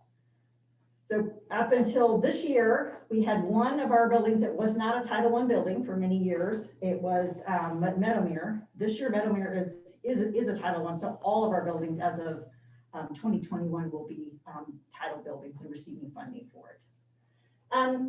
The strengths of the program, there you can see, and they're listed in your packet. There's several strengths of being able to utilize this funding. And then there's several concerns. Are we using our funding appropriately? Are we getting what we need from that funding based on if you look at what we're expected to do with getting that money? Obviously, our attendance is dropping a little, and our achievement in our subgroup populations, we still have some work to do there. We definitely need to look at our state assessment, our data on the state assessment and how our children are performing.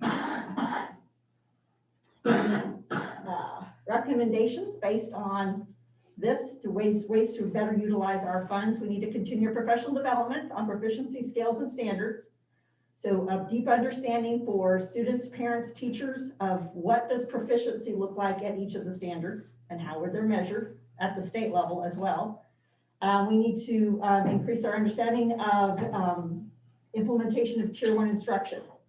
When you have 80% of your students not performing at grade level, you have a tier 1 instructional issue. You do not have a tier 2 or 3 issue. You need to look at what 80% of your students are receiving in their classroom. We need to fortify our use of data to drive all instructional practices. We need to implement accelerated learning. We need to increase our real-world learning experiences for our students to make learning more relevant to them. And we need to continue to clarify and increase expectations and rigor from all of our buildings and all of our teachers, students, and parents. And this, I love this quote because I think that so often we do not observe what is really right in front of us, and we need to make sure that we are, the world is full of obvious things that nobody by chance ever will observe. We have to actually be intentional in looking for those things, and I think that applies a lot to what we do in education and how we utilize our money for students. And finally, as quick, easy, what questions do you have for me on title and federal programs? Any questions?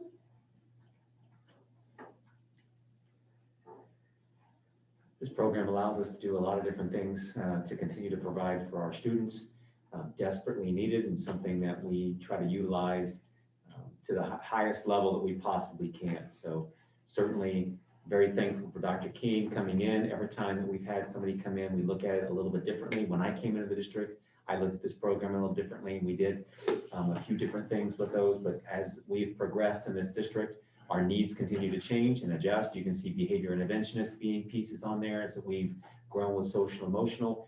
Those are individuals that were desperately needed in our buildings. And so several different things. And so certainly very thankful Dr. King has gone through another round of that and looking at it and making sure that we're utilizing those funds to the best of their abilities, but really to make sure that we're meeting the needs of our kids whenever we can. So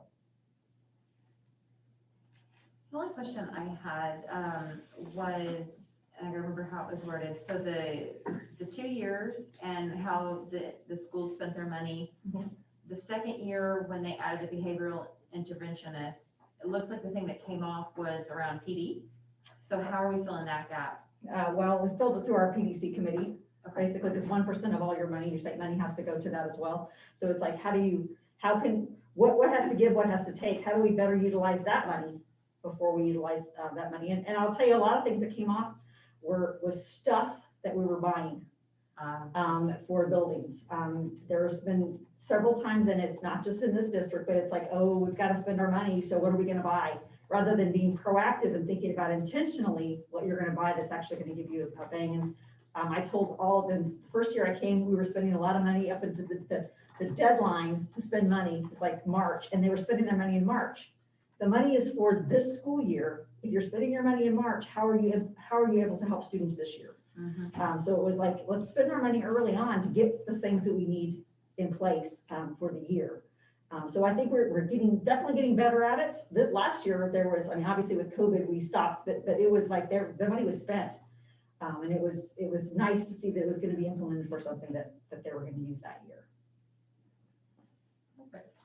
I've got one question. So is there a way that you measure, with respect to the funds that you get and how you utilize them, is there a way that you measure them against the success for improving the students, education?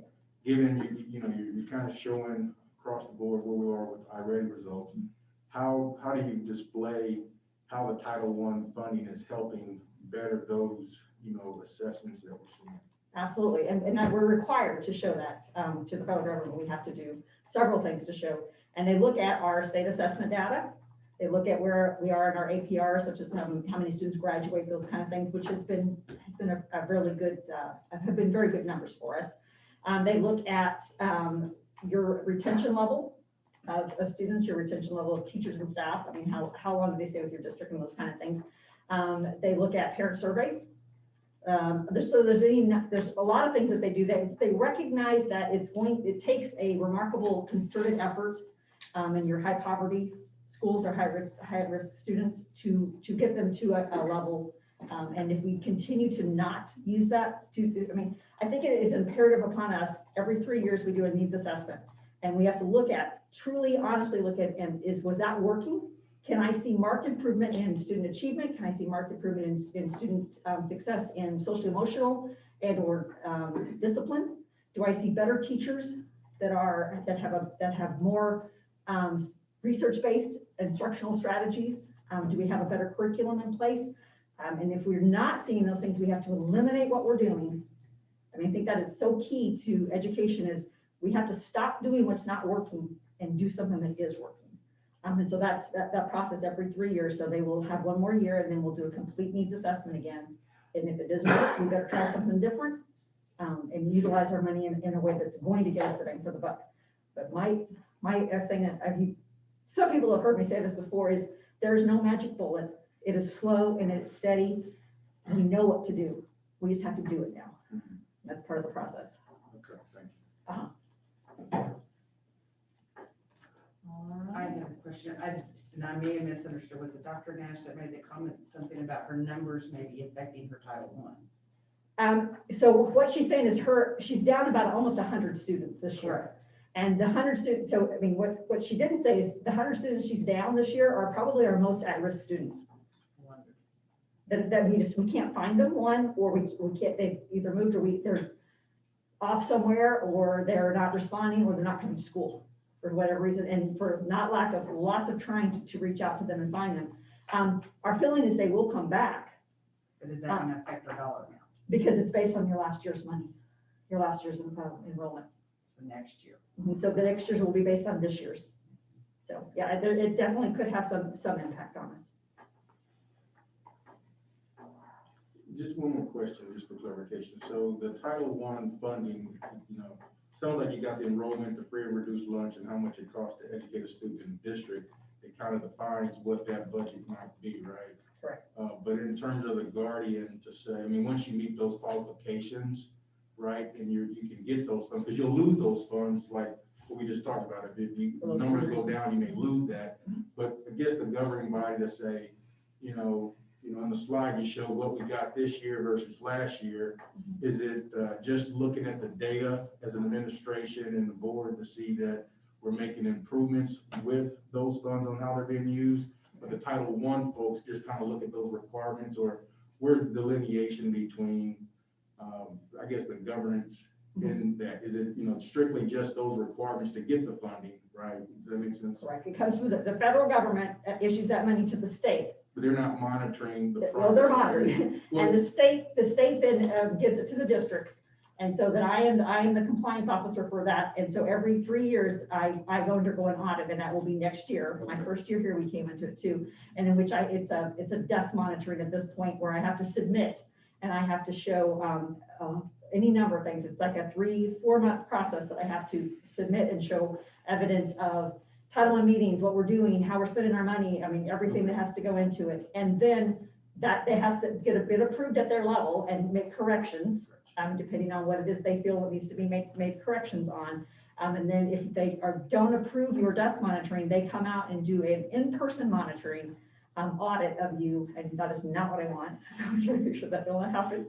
But so that is the process. And you're very much monitored on, are you spending your money according to the needs assessments that your buildings took? And where are you lacking at? Where do you see the greatest need? Okay, I got it. Thank So you. that's how that's done.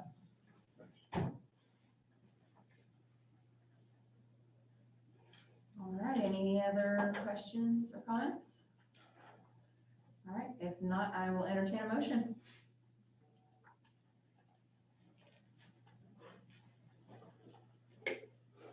I'll make a motion to approve the Title I evaluation as presented. Second. All right, it's been properly moved and second. Any further discussion? All right, if not, all in favor, raise your hand. Yes, I am raising my hand. Any opposed? All right, passes unanimously. Thank you. There's December 1st, there is a Title I advisory meeting that I will send an invite to all of you if you'd like to attend. It's super exciting. Always good to get behind the curtain, you know? All right, we will move forward to the fall iReady data review. Dr. Rodriguez. Yeah, so we had this discussion a little bit, but prior to, and I know Dr. King has provided a little bit of a preview last meeting as well, and then you've also heard from some of the school improvement plan presentations as well. So I'll ask Dr. King to introduce her team and kind of where we're at. Okay, so we are going to walk you through our iReady for the fall of 2020. I have Mr. Sizemore, the Director of Instructional Technology, which is really a misnomer. I always say that. He does a lot more than that. But Mr. Sizemore, I'll let you take over. Okay, good evening. It's great to see everyone or hear everyone tonight. I'm just going to take a little bit of your time to go over with you our fall iReady diagnostic data. And so I know we have a few new members on the board, so I wanted to spend just a couple of minutes doing kind of a review of what the iReady assessment is. And so iReady is a nationally norm referenced assessment. So that means that this assessment is given to students all across the country, and the items are norm referenced based on the results that iReady receives from students, tens of thousands of students across the country. It is taken 3 times a year. So we have a fall diagnostic, we have a winter diagnostic, and we have a spring diagnostic. And it is also an adaptive assessment. So, and this will answer the question that someone asked earlier. What that means is it'll start every student out with questions on their grade level, but based on how they do on those questions, it will adapt to either go lower or to go higher. So what it's trying to do is identify exactly what grade level the student is performing on. And so typically the iReady diagnostic assessment takes somewhere around 45 minutes for students, and it can be quite a few questions. Because it's adaptive, it actually varies from student to student. Based on how far down it has to go or how far up it has to go to determine what the student's level is. So also a review for those of you that have seen the iReady assessment data before. It typically has placed students in one of 3 tiers. And tier 1 is the student is on grade level. Tier 2 is the student level, 1 grade level below their current. Tier 3 is student is 2 or more grade levels below their current grade level. So this year, iReady actually expanded that to a 5-level placement, which actually is very beneficial to us because it allows us with that top tier and that bottom tier, it allows us to get additional information about where those students are. So now we have at the top, we have that those students are above grade level, and the bottom we have that those students are 3 or more grade levels below. So that's really beneficial information for us because in the past, when it has just given us that a student is on grade level or above, it doesn't really tell us which students are really excelling and which ones are just meeting those grade level standards. And same with the tier 3. We couldn't really identify just how low a student was. And this now allows us to do that. So looking at the math, the overall, the data I'm sharing with you tonight is 30,000 foot view data. You've been getting in the school improvement plans, you've been getting more very detailed data from the principals and their plans. And then when we have our winter assessment here in December, sometime early next year, we will come to you and be able to provide you more detailed information on actual growth. So it'll show student growth between those 2 assessments. So for math, district overall, we have 12% that are in tier 1, 46% that are in tier 2, and 42% that are in tier 3. So if we look at that on the new 5-point system, it gives us quite a bit more information. So we see that we have 4% of our students who are actually performing above grade level. And then we have, unfortunately, 22% of our students who are performing at 3 or more grade levels below. So that does really give us a much more stark indication of where our students are, which is going to be very useful for us to provide those students with the intervention and support that they need. So I know with the pandemic, what's on everyone's mind is how has the pandemic impacted students from year to year. So I thought it would be important to show where we were last year as well with math district overall. And it's really remarkable that it is almost exactly the same. This is still early. I think when we take our December assessment, we will have a lot more data that will give us more information on what this means. But at this point, we are very similar to where we were at this same point last year. Again, these are not necessarily the same students. This is big picture, 30,000 foot view. It is a lot of the same students, but there are, more students that weren't here last year who have taken this assessment. But as a whole, we are performing about the same as we were last year in math. So looking at the building wide perspective, it's very similar across the board. Keep in mind that CARE it's 61 students, 59 students who are assessed. And those are typically some of our more high risk students that are in that program. So we don't like to see that much of students below grade level, but it is something that we would expect to see, would not be surprised by. The rest of the information we did see in some buildings, a little bit more students on or above grade level, but for the most part, it is pretty much similar across the board.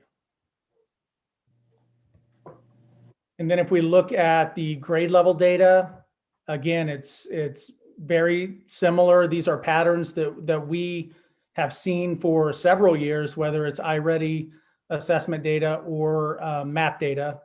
Of course, we did not have the standardized MAP assessment last year from the state, so we don't have that data to compare it to. But if you look at previous years, you see a lot of the same data, and you see that the number of students who are 3 or more grade levels below actually grows with each year. So if you look at 6th grade, for example, 29% of our students are in math, they're at a 3rd grade or below grade level. So definitely something that has caught our eye. And we're fortunate to have these additional placements for us to be able to understand better where our students are.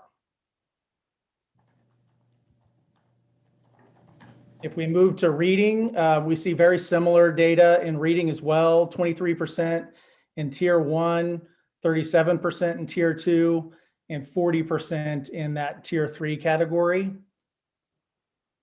And then looking at that on that 5-point scale, we see a larger number of students, 11% that are at mid or above grade level. But again, we have 23% who are 3 or more grade levels below. And again, pretty remarkable when we look at last year's data, it is almost exact. So again, we have some ideas of why we think this is, but it's really early for us to be able to make that determination of what this means. We will have a better idea of what's going on once we take that winter diagnostic and we're able to see student growth and compare that student growth to where the students were in that winter assessment in the previous year. And as a reminder, we did not get to take our spring assessment last year because of the pandemic. So we were not able to look at data from spring to fall that we would normally be able to look at. I believe Ms. Nash pointed out as well, I think it's important to point out that, obviously we had some different testing conditions this year with iReady. Normally we have a pretty narrow set window in which all students take the assessment, and they all take it at school with the teacher. And this year, obviously, we were not able to do that. Some students took it at school, some students took it at home. We did, provide lots of information on how students should take the assessment and, what that testing protocol should be. But obviously, when students at home, we lose a little bit of control on how they take that assessment.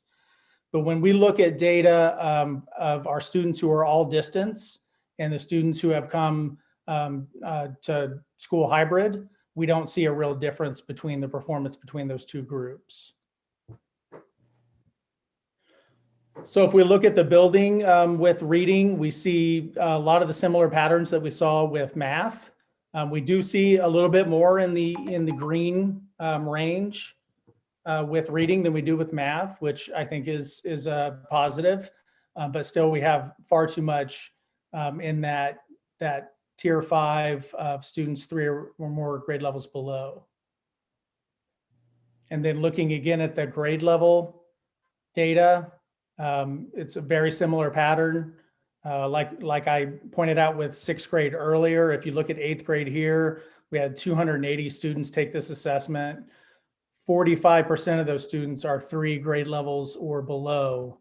So that means that we have 126 students in 8th grade that are reading at a 5th grade level or below. So definitely something that is concerning that we need to address, and something that we would not have been able to be aware of prior to this year with iReady making this more detailed data available.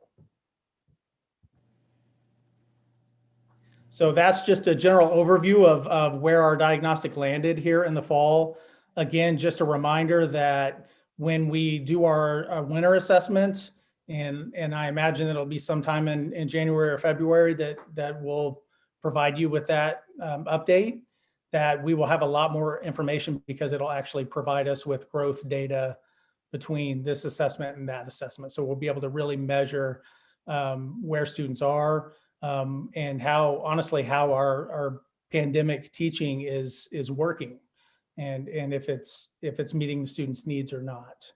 So with that, I am happy to take any questions. I have a generic question. So my daughter is a teacher. She's taught 7th and 8th grade English. Now she's teaching 2nd grade.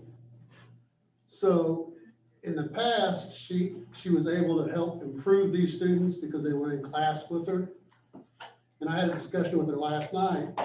She's having a problem with getting the students that aren't in class with her the help to move them up to the next levels. Have we looked at it, are we having the same kind of issues? Have we looked at anything about how to help them like that? Because they're not in class to be able to get them the instruction that they need. So nationally, this is an issue that we are struggling, everybody's struggling with in the nation. It also affects your at-risk populations and your high poverty schools in even greater depth. And I feel that is something we definitely need to be aware of as we move forward, and why I have to say I am so happy that Dr. Rodriguez is committed to getting his kids here as safe, as many kids as we can have here as safe as we can, because we do know that gap will widen. And it will continue to widen the more we don't have them. We do have students who have not logged on.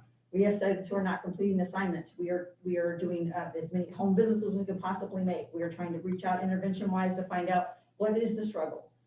We have some issues with hotspots. We have some issues with people using their data too soon. There's a lot of things. There's many factors that enter this. So we're trying to combat them as quickly as we can and as efficiently as we can, knowing that every building's goal is building relationships and the community building. And if we're not doing that, then we're not doing all we can do to help mitigate some of these circumstances.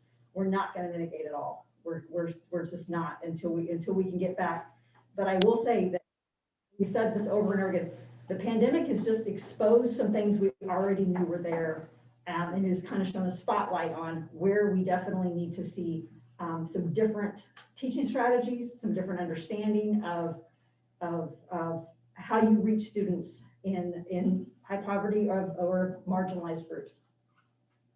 Don't know if I answered your question or not, but yes, we are, and we try everything we possibly can. I lay awake at night trying to figure out. Well, that's what the discussion with her. She's very frustrated with not being able to. It is. I guarantee you talk to any teacher in this district, and they will express some just heartbreak and frustration over. We know we're not reaching every kid the way we could.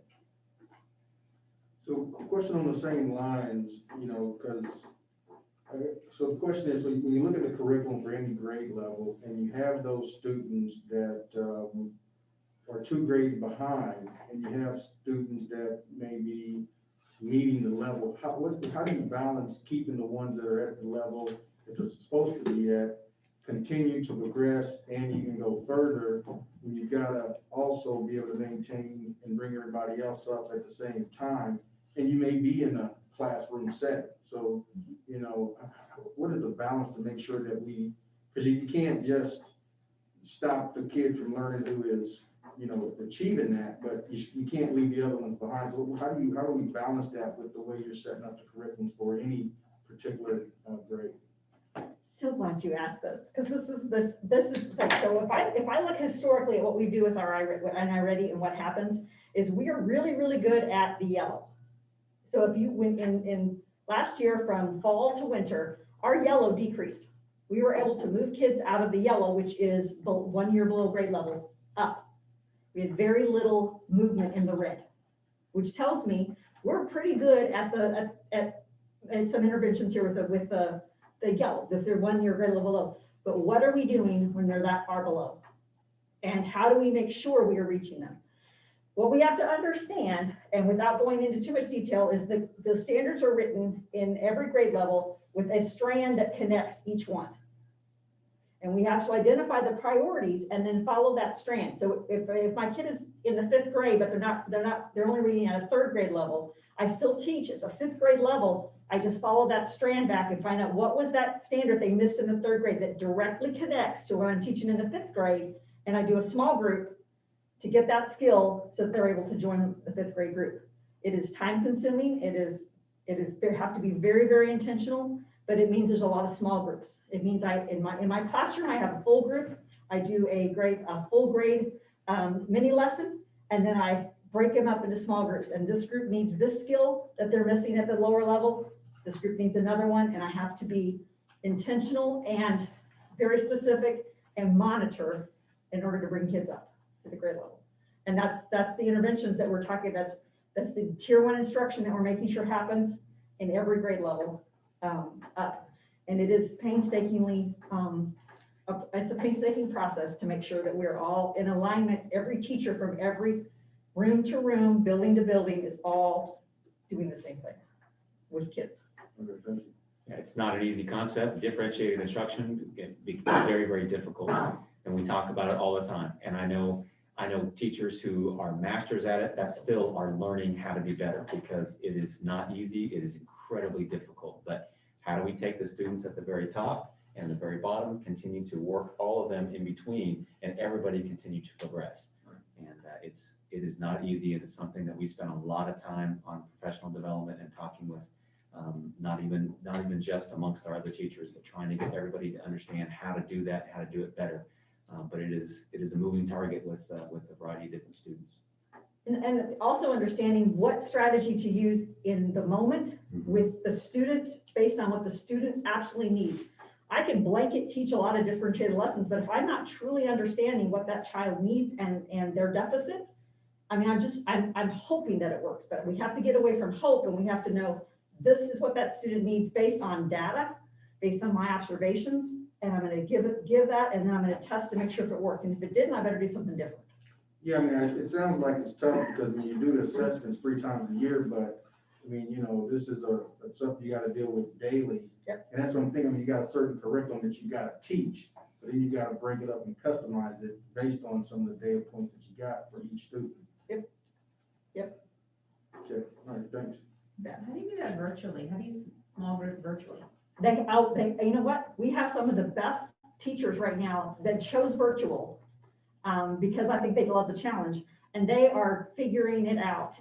They are actually doing the whole group lesson, and then they're sending kids off, and then they will do a virtual Zoom in breakout. Or some of the teachers have gotten really, really good at, because on Zoom you can do breakout rooms. If they have a small group of 6 children, they have 6 different breakout rooms. So every kid is actually in their own quote unquote room, and the teacher moves from one to one to see, what are you doing? How are you doing? What questions do you have? And then they go to the next one. I mean, they're getting better at it every day to meet the needs of students. But it is much more difficult than if they're right in front of you. The beauty that I'm finding with that is that I feel like I have personal teacher assistants when they go off to breakout rooms. Their parents are all there, so they're helping them too, so it's good. You mentioned that there are some issues with hotspots and using data too soon, and then you're talking about doing these Zooms and that. Can you expand on that? What does that mean? So a Zoom actually takes quite a bit of data. And so if we have found that we had teachers that were having students stay on all day just to make sure that they've stayed connected with them, even though they were doing their work, they were just trying to see, can I see you? And what we found is that is using up a lot of their data. If they have a hotspot, it is limited amount. And a Zoom, if they need to Zoom more intentionally and more specifically, and then get off of it and interact with them in different ways and not leave them on for long periods of time.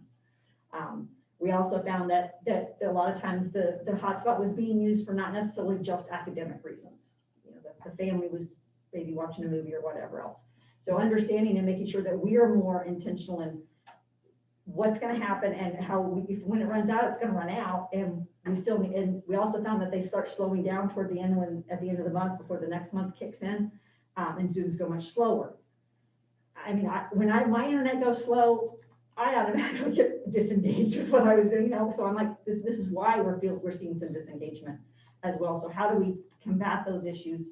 We're coming up with lots of ideas, internet on the bus and having parking lots, and we're trying to come up with other ideas that we're going to be able to utilize to help when the data starts running out. So is there different amounts of data when you have multiple students in one house? Which is why we gave every student gets their own hotspot. Just like at the end, we learned from the spring when we just had one device per family and they had to share it, and one hotspot. So now every student gets a device, every student has a hotspot that needed. And we still are lacking some students. I'll just be honest, there's still some students that need hotspots that we have not been able to give them hotspots yet. Waiting to come in grants and those kind of things from the government. It's a reoccurring cost for the district to have that. What other questions do people have? We expect to see a lot of growth. If you were last year and you saw from fall to winter, there was a great deal of growth that we saw students making, especially in that yellow area. It will be very interesting this year, knowing that our data was so similar to last year's beginning fall. Are we able to make that kind of growth and then differentiate that growth out between who is virtual and who is blended, and how long they were in class, and see where can we see some discrepancies in, or if we see them in the different modalities that we gave them their instruction in. What is their average, I don't know if you'd say attendance or engagement? It depends on what you're looking at. Are you looking at logging in or doing assignments? I mean, engagement, what is our percentage of, I don't know if you want to say attendance or engagement, might be two different things. Of our virtual, we have about 44% of our students district-wide who have chosen virtual for right now. Okay, how many of those are actually engaging? No, of those 44% that chose virtual, we have anywhere from 25 to 30% who regularly engage. So no, it's not great. Now we have more that complete assignments, but they're not maybe coming into the Zooms or those kind of things. We have an additional 20 to 30% that are somewhat engaged. I mean, they're just not as regular as we would like them to be. And is that different from high school, middle school, elementary? Yes. Yeah, we find that there is less engagement at the older they get. So as part of our plan to, when we were bringing students back, especially at the high school level, that was part of our considerations in looking at all those components too. Is there a place where parents can see their kids' iReady? Yeah, this should have been given to them at their parent-teacher conference. But if they didn't have a parent-teacher conference? Then, yeah, they need to contact the school, or the teacher should be able to give all that information to them. Yep. And then one of the things I noticed when Mr. Sizemore gave his presentation is there were a lot of students across the district that didn't take the fall assessment. Do we know why? Either couldn't get them to take it, couldn't log in, had issues. We sent buses out and brought kids in. But we gave it first, we started when they were still all virtual. All this happened when we were not in school at all. So we bussed kids in to take it, or if they didn't finish the assessment, again, 45 minutes or so, logged them off, it didn't count. Interesting. So he, Mr. Sizemore mentioned we have some theories, so he and I brainstormed some theories is why does it look this way? What could be some possible things is, and we have to take into account, we didn't have as many students take the assessment. What would it have been if they'd all taken it? Would it have been better or would it have been lower? We don't know. We have that is one of our, or another theory is that our kids we made so much growth last year that they didn't fall as deeply as we thought they were going to fall. Or another one, a bleak one is our instruction doesn't matter. We're gonna test about the same. So I mean, there's That's not lots the of case. theories. That can't be. But I mean, you consider all things when you brainstorm ideas as to why does it look this way. Yeah. Okay. Thank you, Mr. Sizemore. Thank you. Have a great evening. That is informational only, so we will go ahead and move on to the academic eligibility procedure. Dr. Rodriguez. Yes, so this has been something that we have been working on for just a little bit, certainly this school year, and conversations with Dr. Butler at the high school. And as you see in the item, certainly we're very proud of the success that we've had in this district, especially around athletics and activities. So when we look at these individual students who are ambassadors of our school district and the things that we want for them, we want to make sure that we are still pushing forward with a high level of expectations for those individual students. And so as we've looked at a variety of different things, and certainly the mission guidelines are pieces of that, but this procedure was kind of created in an effort to raise that expectation. We were kind of seeing some gaps in that particular process. So what I will share, and I'm going to ask Dr. King to kind of talk a little bit about the process that was used even to get it to this point. But a couple of things before we get into this is just, number one, you see that the document has been prepared and given you as a copy. It is a draft, and that's the whole point, is that it continues to be a draft. And while it's not being brought to you, obviously, for a recommendation for approval this evening, that's the whole point, is to gain a little bit more input, even from the board at this point. There is not currently a drop dead date in terms of implementation. That's still the reason why this is still a draft, is because that has not been finalized. I know there's a date even in there. That date has been changed already before. And the whole point for that being a draft and for us to be there is because when we started this process, obviously, I would have even said my goal before when we started school was to have every one of our students at least back on a hybrid approach by Thanksgiving.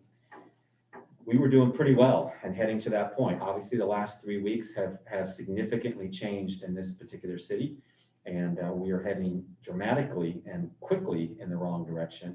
And so we've had to stop several different pieces. So I can tell you from my seat, the conversations that we continue to have at this point and why it's still a draft is this the time to implement something? Are we going to do that?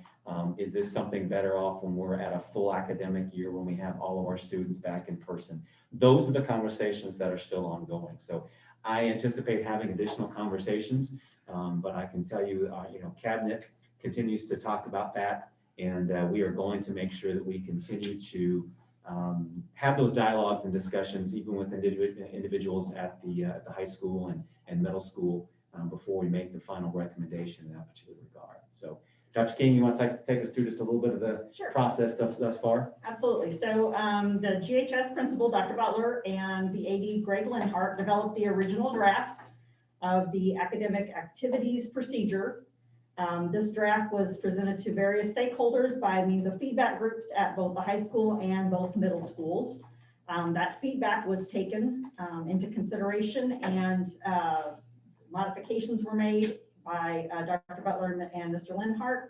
And what you see for your information is proposal number 2 presented to you, which is in the process of undergoing additional feedback on the policy and when to implement. Be glad to answer any questions on anything that I presented. And then as you all want to answer questions, we have on Zoom Dr. Butler and Mr. Linhart, who can answer some questions as well. I do think that we have a couple individuals signed up to speak on this item, though. We do, yeah. So we want to go ahead and do the audience participation before we ask questions, if that's okay. Okay, so Coach Morris, I know you're on the line with the sir, so I'll call on you first to go ahead and get us started.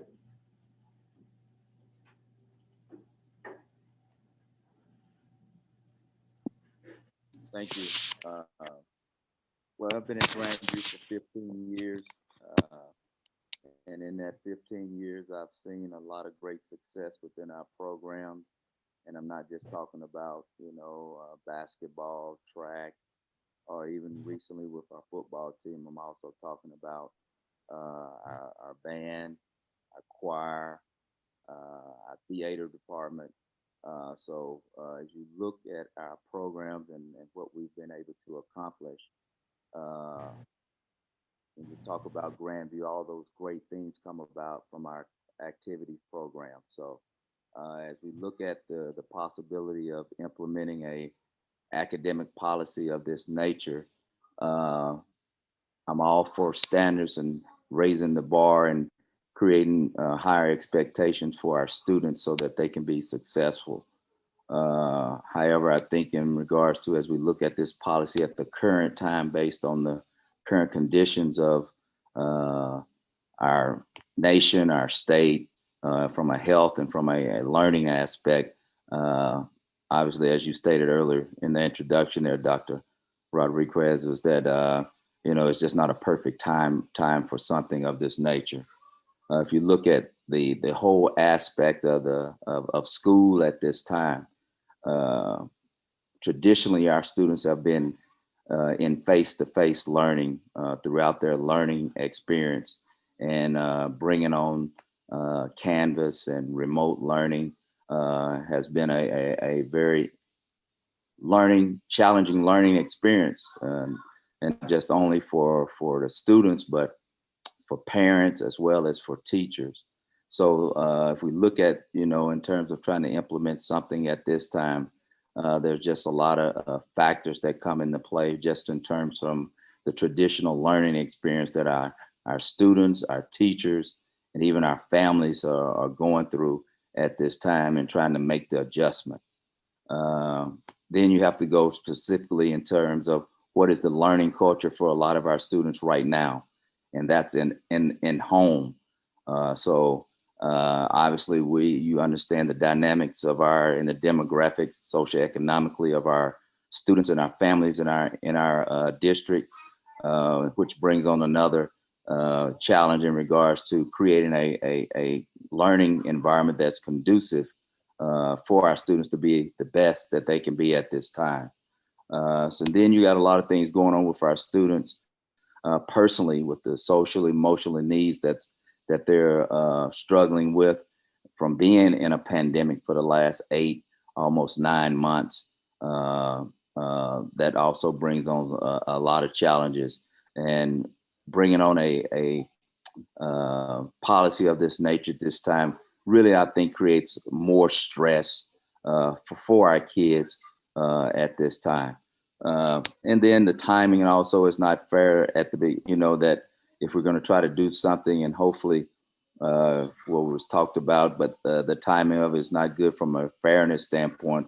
You have programs that we're coming to the end of fall sports, and now we're starting winter sports, and maybe trying to implement that at the starting of next semester also brings on some challenges of fairness, because the fall sports didn't have to go through the stress or the challenges of being held accountable to this policy. So I don't think it would be fair that the winter and spring sports be held to this policy as well at this time. Like I said, I'm all for creating standards and expectations for our students and our student athletes.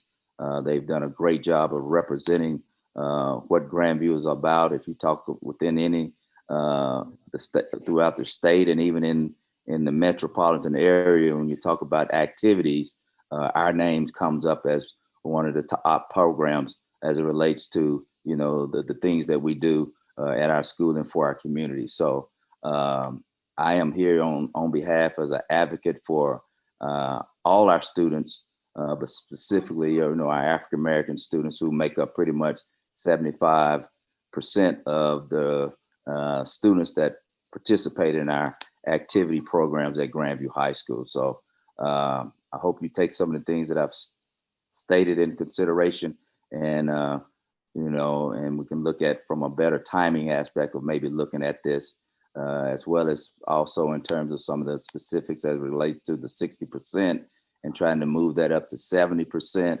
I think we need to probably look at that from at a year with getting that under our belts first, and then maybe look at maybe trying to change that if that's possible. So thank you for your time. Thank you for what you guys do for our school, our students, and our community. Thank you, sir. Appreciate it very much. Mr. Wardlow, I believe you're on the call as well. Yeah, so I'm Jeremy Wardlow. I'm the coach, head track coach here at the high school, and I would echo a lot of things that Coach Moore stated about the way that the metropolitan area and the state kind of recognizes Grandview for activities and athletics and some of the accomplishments that our wonderful students have made. I too would question the why, like, well, the why now during the times that we're in, which has been stated here at the board meeting multiple times tonight. Why add another barrier for our kids to have to overcome in order to want to participate in sports? A lot of our kids are starting to choose to work as opposed to following their passion or their desire to play sports. So our numbers are starting to dwindle. So I kind of question if this would start to kill off some of the smaller programs and small activities that we do have at the high school. Second, I think that we kind of follow a guideline that the state has been set in place for us, which is stated in the policy, of course. But that policy is in place for a reason, and I think that, like, if this were to pass, we would be the only school in the conference that would have such no pass, no play policy, which I think then kind of like spreads that gap of competitive equity when we're talking about sports. Unfortunately, Grandview, we don't get to recruit our kids. We're not a school, like a private school like Rockhurst. We're not a Lincoln Prep that gets the pull from all of Kansas City. We get our students that show up to participate, and we develop and grow those students in all programs and all athletics that we have at the high school. Third, I would also echo what Coach Morris just said, like with the 60% looking to start in the spring semester and then jumping to 70% come the fall. It was laid out to us yesterday that we've probably second semester looking at 36 days with our students, right? With the hybrid model that we're in. That's if they're in person. So that just leads me to question why this is not a rolling policy. Why would this not be something that Coach Linhart as the AD couldn't sign off on a daily basis if a kid gains his eligibility on a Tuesday or a Thursday? Why does a kid have to be punished for an entire week when we're talking about trying to give kids this grace during this time? That leads me to, where are their tier supports? Where are their multiple tier supports? Where are their academic supports as athletes? How are we meeting their needs, right? Like, especially when we know that we're not meeting all of the needs in general of all of our students in the building. What about the emotional health or the mental health of these kids not being able to participate and having a little bit of normalcy in their life? Then I look at it and I think that I've done a lot of research. This is a policy that the way that it is written is presented is almost mirrors what we do on the track team currently. There's a lot of things that we can take into consideration as coaches, but if we're going to have a policy, why would this policy not include an upper level exempt list of classes, especially if we're going to move from a 60% to a 70% no pass, no play? I think that this policy was developed kind of off of the UIL, which is down in Texas. I think that this policy mirrors that. I think that the UIL is developed as far as an entire conference, not necessarily a single school district. But within the UIL policy, it does have an exempt list. So again, why don't we have an exempt list? In closing, I think, again, challenges fairness across the board with our students and what they're going through. I would encourage, I would even love to see some of the data that Coach Lenhart was able to gather this week from us. An anonymous survey was sent out that we were allowed to respond to, that allowed all coaches and all sponsors to respond, as opposed to having a collaboration during the middle of practice. Right. So when this first came out, we had maybe 3 or 4 coaches that were on there because it was the middle of practice. Like, this at least gave an anonymous way for them to respond, to give their true feelings of what's going on with this policy. So again, I thank you as well for your time and your consideration. I look forward to continuing these talks. And again, I'm here on behalf of not just the track team, but every other kid that's in our building that I've been able to develop a relationship with over the last 6 or 7 years. But again, thank you for your time and consideration. Thank you, sir, very much. Appreciate it. And Mr. Yunker, I think you're on here as well. Yes, sir. You have the floor, sir. Thank you. So good evening, and thank you for allowing me to speak tonight. My name is Kenny Yunker, and I've been a teacher and coach at Grandview High School for 17 years. I served the district in a myriad of roles, including teacher, debate and forensics coach, volleyball coach, public address announcer, and a whole lot more. I've been involved with many different athletic and activity programs, and I feel I can offer a unique perspective on the proposed procedure. I'm here tonight to explain why I believe the procedure in its current form would be detrimental to activities and athletics at Grandview. I hate that I have to come here tonight to feel like my voice is being heard, but I feel like this is the only avenue that I have left. Before I begin, I'd like to say that just like Coach Wardlow and Coach Morris, every coach I've spoken to wants nothing more than for our students to be just that, students first, and that we have high academic standards within our programs, and we continue to strive for better. As for the procedure itself, I believe there are several reasons why we should reject the procedure in its current form. First, as others have said tonight, I would ask that question, why now? Why would we make participating in extracurricular activities and athletics harder for our students now that we are in the middle of this pandemic? We are not able to offer our students the same supports we would if we were in school. We have students that are acting as teacher and parent to their siblings while their parents are at work. We have other students that are working jobs to help families make their ends meet. Some of these students are able to escape that world for a few hours a day and participate in activities and athletics. It is their only chance to be a kid. They're struggling in school, but instead of completely dropping out, they're trying to make it work because they want to be a part of a team or a group. The desire to be part of something is what makes activities and athletics so important to education. For some students, it's the only thing that keeps them coming back to school. If we would make it more difficult for our students to participate in activities and athletics, we will lose more of our students than we have already lost. At a time when normal is abnormal, we must seek to protect that we can for our students. The second reason I point to for you to reject this procedure in its current form is the deleterious effect it would have on our already dwindling activity and athletic programs. A 2014 study from Brown University found that participation in extracurricular activities and athletics has been dwindling since the 1970s, but it disproportionately affects schools in poverty. In the 17 years I've been at Grandview, I've watched participation in activities and athletics decrease almost across the board. This decrease is alarming because there have been a number of studies that have proven that participation in activities and athletics is a key factor in student success. For anecdotal evidence, look no further than tomorrow night's quarterfinal football game. Our sideline will be dwarfed by the number of students standing on the Smithville sideline. Smithville is a school with 11% free and reduced lunch and 300 less students than GHS. GHS is 71% free and reduced lunch. Adding another barrier for students to participate will only have negative consequences on numbers of participation. Finally, I think we should reject this procedure because of the disproportionate effect it will have on team sports and activities and the participants of those team sports and activities. If an individual sport loses an athlete midseason, it can have an effect on the team score and the team's ability to win a meet, but the individual athletes or participants can still perform at their highest level and still get noticed by everyone around. When a team sport loses an athlete midseason, and the entire team suffers. As a volleyball coach, if my setter was to miss a match, all of the team suffers because the sets aren't in the same place, and they can't perform at that same level that they are if the varsity setter is there. If you've watched any NFL football this year, you have a really good example when you look at a team like the Cowboys when they lose an important piece. As good of a running back as Ezekiel Elliott is, he doesn't perform at the same level with a quarterback like Andy Dalton or worse as he would with Dak Prescott. There are many more reasons why I don't think we should enact this policy right now. And I think that Coach Morris and Coach Wardlow have spoken to some of those. And I still think there are others to be had.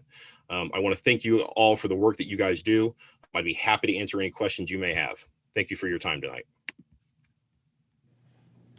Thank you, sir, very much. Certainly happy to continue this conversation and answer questions from the board. I want to reiterate that this continues to be something that's evolving and something that's not final yet. Mr. Yunker, the only thing that I would share with you is you feel like it's the only avenue you have left, and I can promise you that you and I have never even had a conversation about this once. So I disagree with that comment. Other than that, I totally understand, and I wrote down several pieces of notes from all of them, and I think I included some of those in my introductory comments. But as I said when I started, I do plan on having additional conversations with individuals at all levels. This is not a final version. This is not a complete draft in that particular regard. But so additional questions and things like that. Dr. Butler's on the line. I know we obviously have Greg Linhart, our AD, is on the line as well. So they are happy to respond to questions and provide some additional clarifications if needed. And like I said, this is not presented to you in a voting kind of format. It's presented to you for information so that we can continue this dialogue and continue to work through this. Questions we have?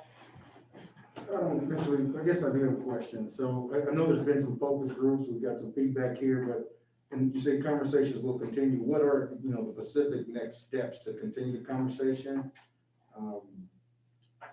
And will that be more focus groups, or is that, how do those conversations move forward? Is that going to be with, you getting more input, or what are the next steps here? Yeah, so some of these conversations had already occurred, obviously, with Dr. Butler, and she went through a lot of that process at the high school, and then both middle school principals were involved in the process as well in creating focus groups and getting input there.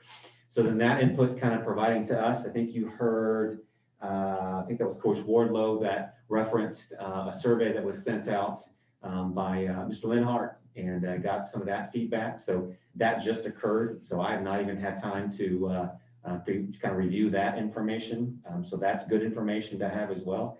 And then as I referenced, I plan on having conversations with them also in terms of coaches at all three levels and what's going on there. So yeah, more conversations. Like I said, that's part of this presentation as well, is getting input from the board and kind of an understanding there, knowing that several of you on the board have certainly intimate relationships with sports and activities in this district. So wanted to make sure and do that same thing. So all that continues to be part of this process.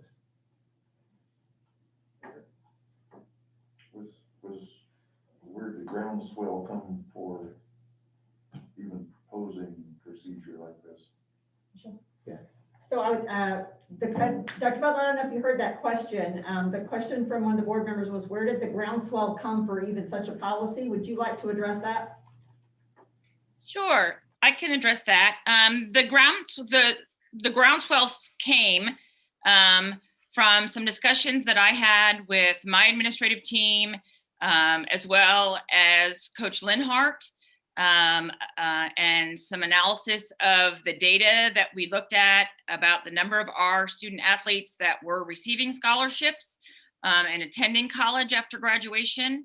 Also, my realization that when we look at the football field or the softball field or the volleyball field, just because those happen to be the sports that occurred in the fall, there were students that were playing with multiple Fs. I believe that is a disservice to our students. We are a school that should advocate academics over athletics. And so I began speaking with Coach Linhart and my academic team and other teachers about what our academic policy was, and discovered that we didn't have one, and felt it was necessary to put one into place. I agree with like to comment on some of the things that the other coaches have said. In terms of, I believe high school is an arena for development for our students, and that we need to set a standard for students to meet so that they're prepared if they should happen to get a college scholarship. Because when you are at the Division I or Division II level, you have to experience GPA requirements, or you're going to lose your scholarship. Currently, the average GPA for male students at Grandview High School over the course of the last 3 years is a 2.44. For female students, it's higher, it's a 2.84. For African-American students, in referring to Coach Morse, because they are such a large percentage of our student population, it's a 2.47. That's just barely good enough on average for NCAA scholarship consideration. It's very important to me, and I believe the coaches who are present and my teaching staff, that when we have recruiters that come to Grandview and they look at our courts and our fields, they not only look at the exceptional athletes, but they have confirmation that every athlete that they're looking at qualifies should they be willing to offer them a scholarship. I know that when recruiters come to schools, they don't come asking questions like, hey, do you have anybody that's good at track? Do you have anybody that's good at basketball? They know when they come here who they're looking at, and their first question is, what's that kid's core GPA? And I want to ensure and be able to say to them, they're good. And I think my coaches and my athletic director feel the same way. As for this policy or a similar policy not existing in other schools that exist in our conference, that's true. But I think Grandview should be a leader, and we should step out and step up and advocate for our students as students first and athletes second. And I will say, when we first started talking about this policy way back in October, in the midst of the pandemic, when we were still struggling at the very beginning with Canvas and how to do distance learning, and we put some pressure on our football players, over the course of about a 10-day period, the football team dropped their numbers of Fs 50%. And it was amazing to see the camaraderie of the team and the peer tutoring that existed, and the emails and the questions that were asked of teachers. Students took ownership of their learning and stepped into asking teachers for assistance through email and phone calls, and got the help they needed to get where they needed to be to play. They relied on their teammates to get assistance so that their learning would improve. So it was, and I can honestly say that I received an email, I participated in an email conversation with a football player who thanked me for putting or talking about this type of a policy, because he raised all of his grades to C's, and he'd never had C's before, and he was super proud of it, and was amazed at the work that he could do when someone stepped out and showed that they cared and showed that they were willing to help him.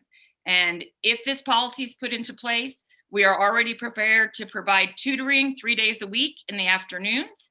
And I've already instructed my teachers that we will not only assist our student activity participants, but our student athletes, and any student that asks for help in order to achieve what they want to achieve. I will say to Coach Wardlow, this policy is not based on anything from Texas or the UIL. It's a compilation of many policies across the country. It's right now in its current form. It includes changes that were provided to us through feedback by the coaches and the parents and students. So that's there. I would like to address the decrease in participation at high schools. When you look at the decrease in participation in high school sports, it's not necessarily attributed to policies like this, especially for students in poverty. It's attributed to the increased cost in club and competitive sports.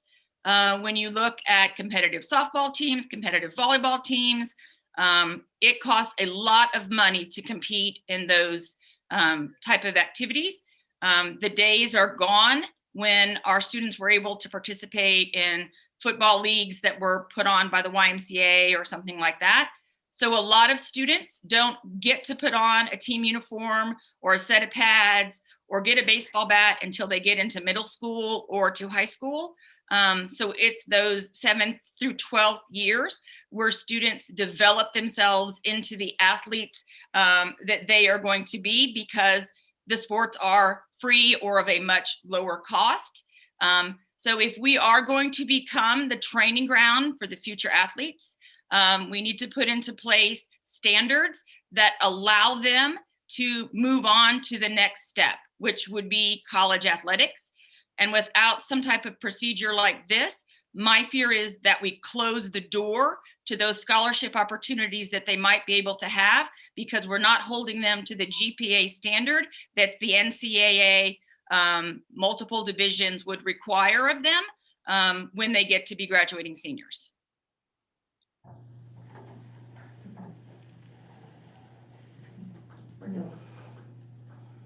What other questions do we have? I have a lot, and it's not questions. First, speaking of a parent that has had 2 of my siblings or 2 of my children participate in high school and not club, we didn't do club, and are now, one is graduated from college, was a alumni of Grandview. I have another student who is a junior in college, alumni of Grandview, plays baseball, had a football player and a baseball player. I am totally, have no issue with having a policy or if we don't want to call it a policy, whatever. Procedure, I guess that's technically the word. I just think, first of all, this is not the time. To me, I think this just needs to be almost tabled. We have kids that are babysitting in their own kids. We have kids that are 25 to 30% of virtual learners are even engaging. I guess I'm looking at this and going, we got bigger issues right now. I do agree there should be a policy or whatever you want to call it. 110%. And no problem with that at all. I think what we're talking about is I agree, the no pass, no play. There's a lot of things there that should be looked at and reconsidered.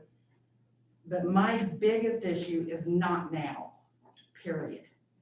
This year, we have so many other things. I mean, listen to Ms. Deanna talk about just every day dealing with so much. These teachers dealing with so much. And these kids are dealing with an extraordinary amount of things. And I can guarantee you and all she talked about was sports. And my understanding, this is across the board with extracurricular activities, period. We've mentioned it several times. Right, so it's not just sports, it's across the board. So this is not the time, period. I think we should move forward with shooting for next year. Lord willing, we would be all in person by next year. But hybrid, we have 40% virtual. You know, we keep talking about equity. There's no equity in this. This isn't the time. I think we need to, personally, I think I have no problem with coaches chatting with them and having their own personal. I know several teams that have their own personal goals and saying this is what you need to do to be on the team. I think those things can be until maybe something gets solid. But I can tell you, my kids, they knew what they had to have, you know, academic wise in order to play. They knew that. And some most likely will get the grades up if they get to play. But I personally have worked with football guys. This is my 9th year. I've gotten to know several of these young men. And I can tell you, football is what these kids have.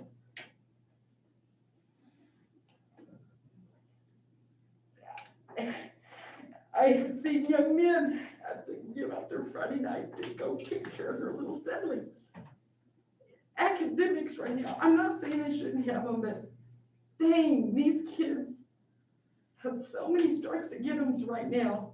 This is not the time to take something else away from them. It's just not. It's just not. Shoot for next year. Let's get a policy. Wonderful. Let's get it solid that every coach is behind it. Everybody's behind it. Let's do that. Let's not do it right now. And I'm sorry, I'm very vocal and this is not the time. This is not the time. And yes, I have children that play sports and coaches do definitely look at GPAs. No question. Don't disagree with that whatsoever. We've had some wonderful young men and students get to participate on the college level. And we have a lot of young students that played wonderful sports, had great academics, and chose not to go to college. If we can offer 3 days of tutoring, why are we not doing that now? Even without this policy, why aren't we doing that? If we can do it, then why aren't we doing that? That's my question. If we can do that, let's do it, because I think these students need it. So if we can offer those type of things right now with this kind of a policy started, then we need to be doing that without this policy, personally. I can address that if you'd like. Can I comment before you address that? Sure. I'm probably the odd duck, and I'm probably gonna make a bunch of people mad. But I agree with this policy. Right now, this is life. It could be something else 2 years from now. These students are still gonna have to deal with whatever situation they're in right now. Now, I agree that if we can do the 3 days tutoring, we ought to be doing it anyway. But I'm the guy that thinks that if you can't do the in-school learning, you shouldn't be at the sport field. Just what I believe, because if you're scared to be in class because of the COVID, you shouldn't be on the field because of the COVID, or in the plays, or in whatever. Now, I had, my kids aren't that young, but they're not that young. They were in band, they were in football, they were in wrestling and all that other kind of stuff. But my standard was if they didn't have passing grades, they wasn't doing any of it, because grades are first. And right now I've got a chief petty officer in the Navy because of it. I've got a teacher because of it. And I've got a construction engineer because of it. So these kids have got to understand that there are, once they get out of school, there's standards and they're gonna have to meet it no matter what. I don't care if they're flipping hamburgers, there's gonna be a set standard. And this is part of them learning that.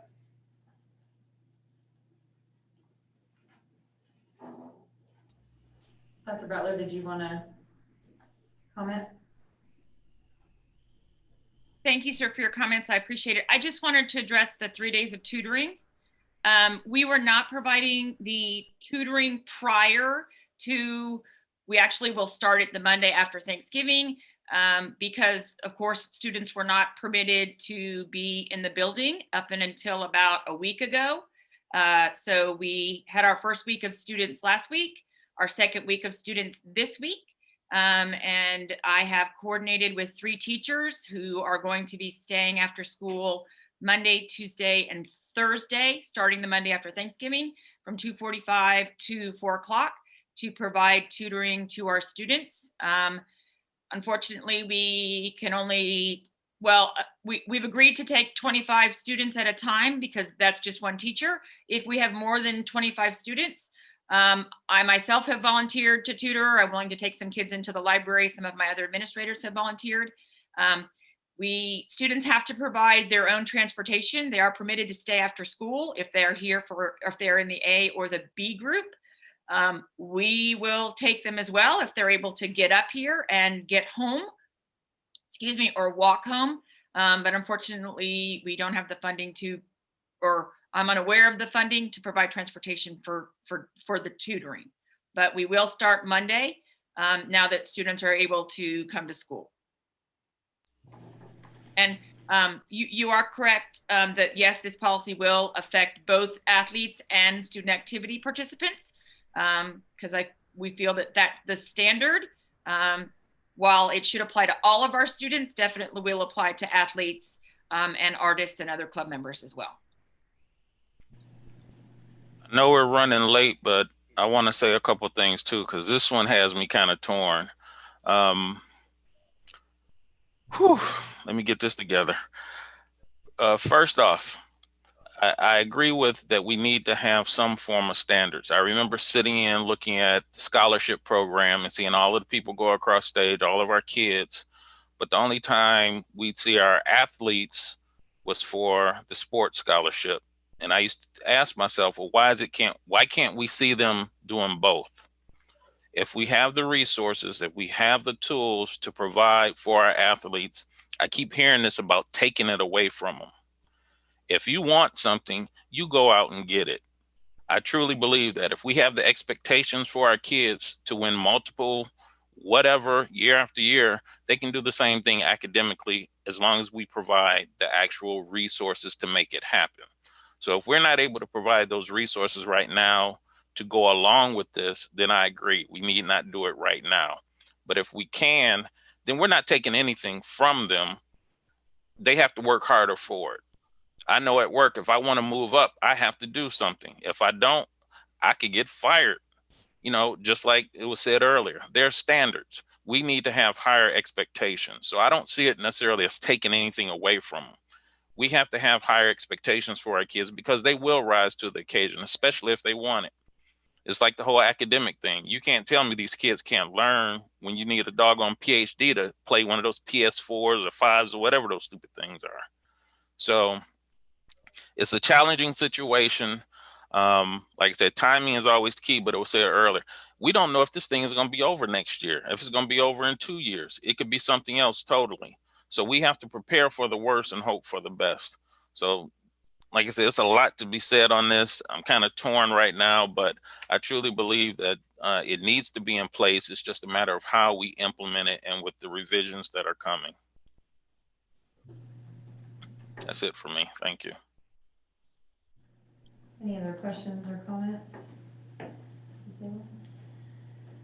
The only thing I will add is I agree with a lot of what's been said, and the higher expectations, I'll key on that, Mr. Green, and I do think that we need to have higher expectations for our kids, but I also think there needs to be higher expectations on both sides of the house. So around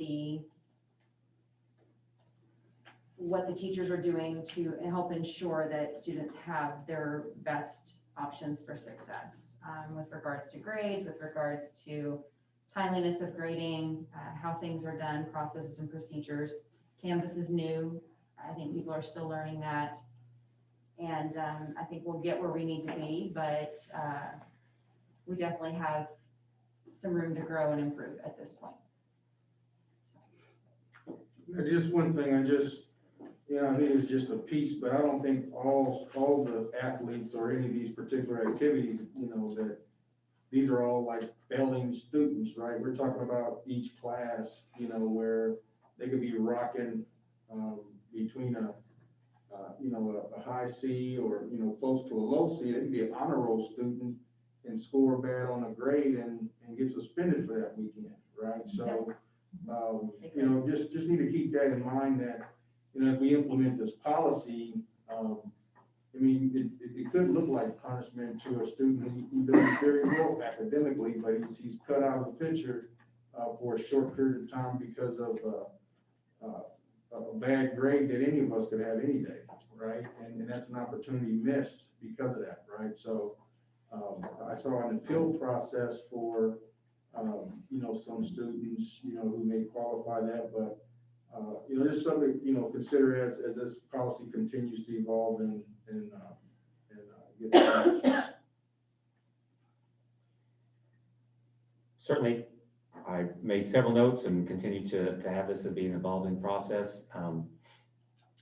I think I've made it very well known, obviously, my background and my past, being one of those students, that the reason I came to school was to be in an arts program, to be in a band program. That served me very, very well going through. So I was one of those kiddos, and continue to work hard, that I did not want to lose that opportunity. So certainly understand that, but also know that many of our students are facing any number of different things that I never had to face growing up. And some of them are not facing some of the things that I had to face growing up. So we're all looking at the same thing. So high expectations is what we need to have. Our students don't need our sympathy.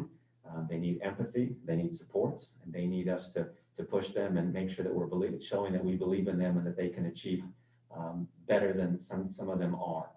So I think that they can achieve that, but as you said, and as I said in my opening comments, this is an evolving process, and things have changed a lot over the last few weeks, and things that we're looking at, and timing is going to be everything in any number of different pieces here. So we'll continue to evolve the process and look at the draft and continue to make changes and updates, and then make decisions on when the best possibility of this is going to be implemented. Thanks, sir. All right, workforce excellence, I think we don't have anything there, right? That is correct. Okay, so we will move on to resource stewardships and organizational efficiency. Dr. Rodriguez. Yes. So over the course of the last year and a half, we've gone through a variety of different pieces with previous boards, but then even bringing this board into this process.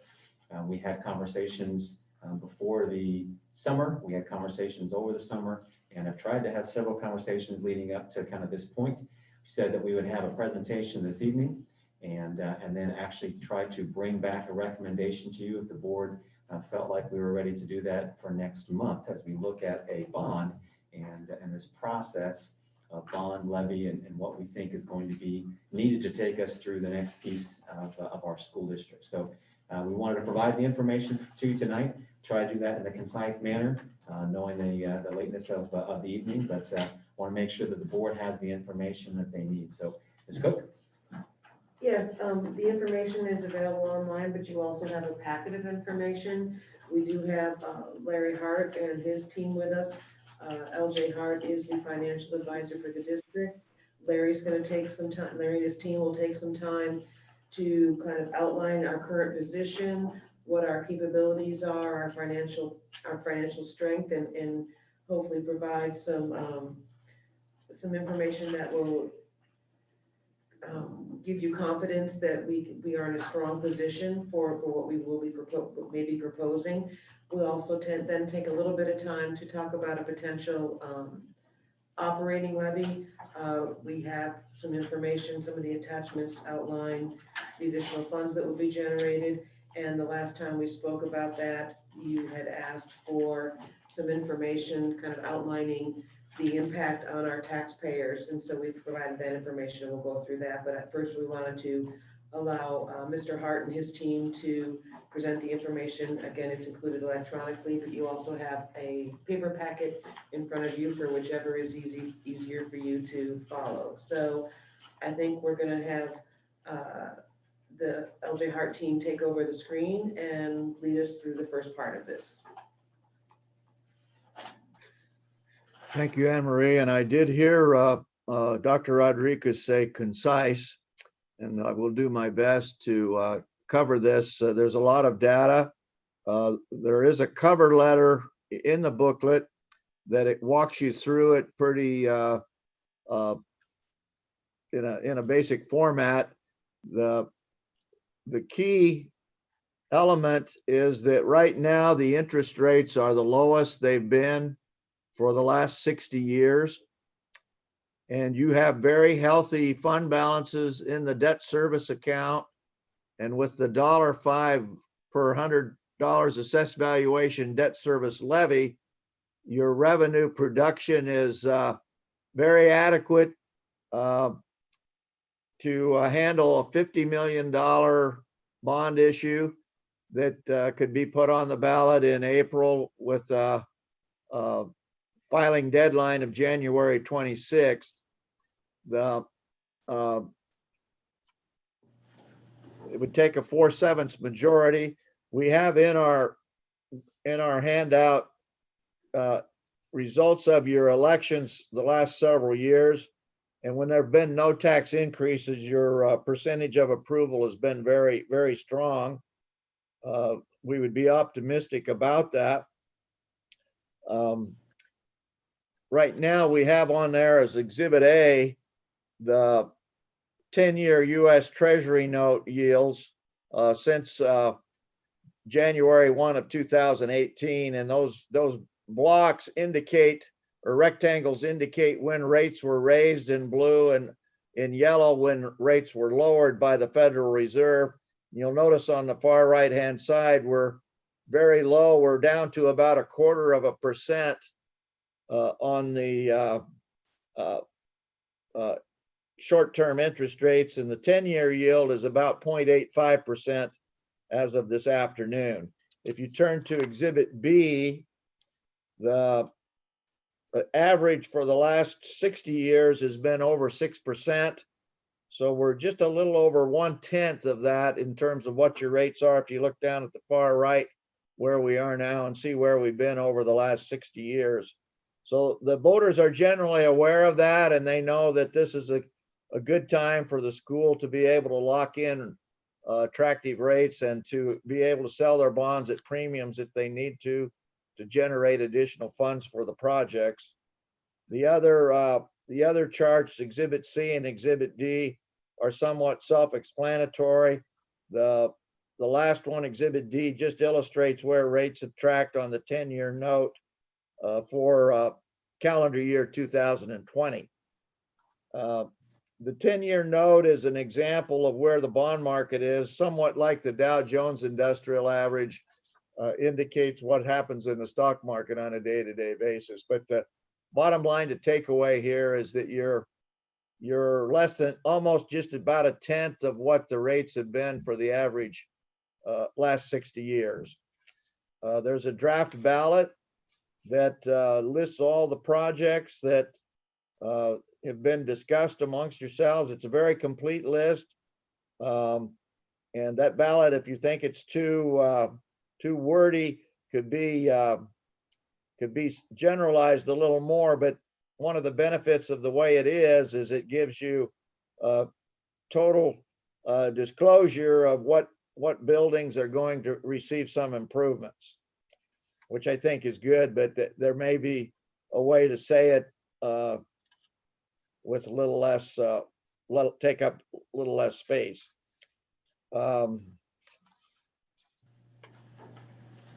If we turn in the booklet to go over just some things, and I know you've reviewed this in the past and fairly recently, so again, I'm going to try to be concise.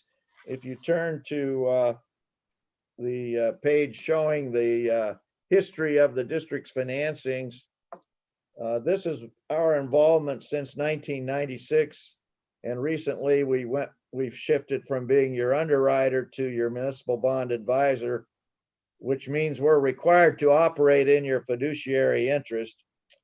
On the right-hand side of this history of financings demonstrates the savings from previous refundings and zero interest financings that you've been able to accumulate. You've had $9 million worth of zero interest financings since the early 2000s. And that savings totals over $15 million. That's part of why we can do so much without raising the levy, because you pay your bonds off as quickly as possible and refund them whenever the rates improve because of the short call features. If you have any questions or want to make a comment, I'm certainly open to that as I go through. I'm just trying to give you an overview of what good shape you're in financially. And that is one of the benefits, and there aren't very many, of the COVID situation, that it's driven the interest rates down so low that it's going to make it easier for your I think, for your issue to pass. Our no tax increase numbers, we had several in June, and all of the no tax increase passed, and 89% of all of our issues were approved statewide.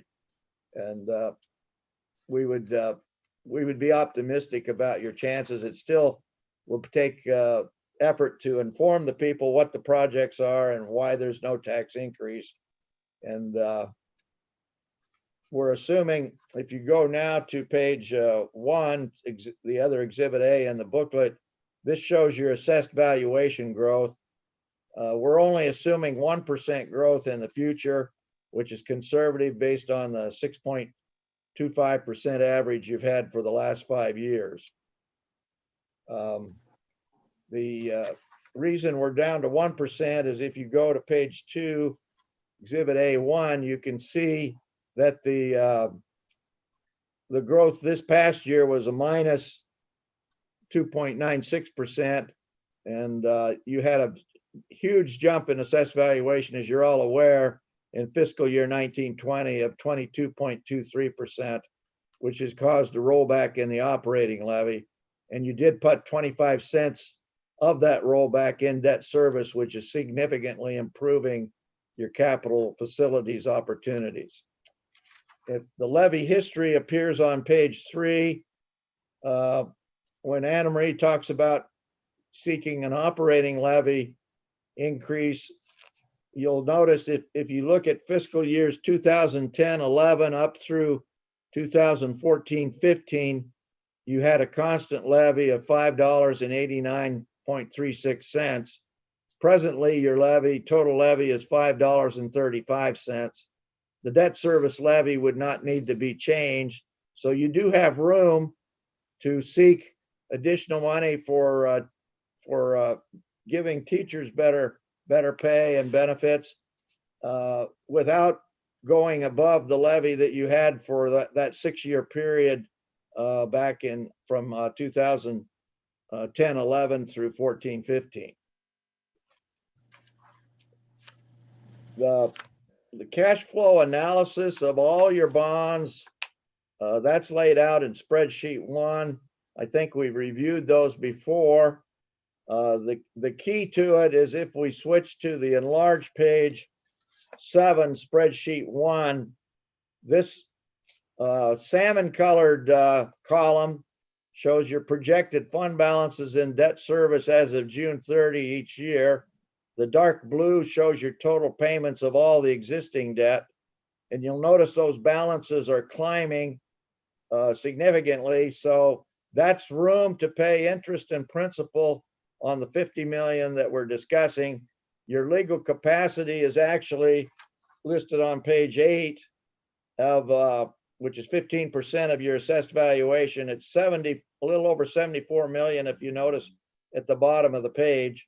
And we're only assuming that you would present one for 50 million this April.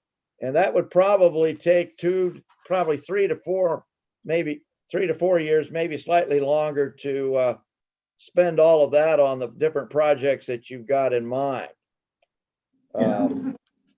We could spend it really quick, but we couldn't keep up with all the projects. Yeah, that's right. So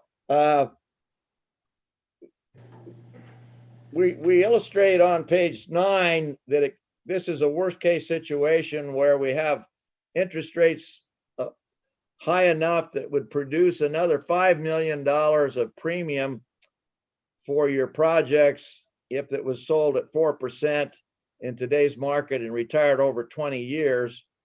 And if you go to the spreadsheet on page 14, illustrating that structure there, that's if we sell all the bonds at one time, you would be able to, by 2025, remember I said your bonding capacity is almost 75 million, and we would use up 50 million of it.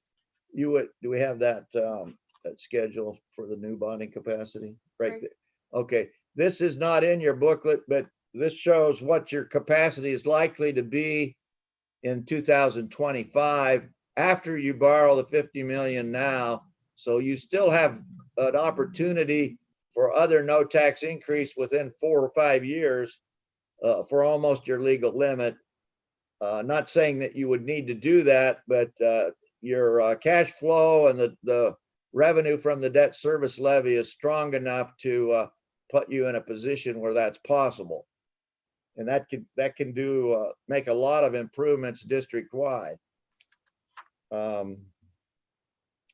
I've covered it faster maybe than would be normal, but given the length of your meeting and sometimes financing is not the most exciting topic at this time of night, but I just want to emphasize you're in very good shape and that we're tremendously happy to be your financial advisor and have had such splendid cooperation from the administration and board through about 24, 25 years now. And it's fun to work with you, and you're in very good shape.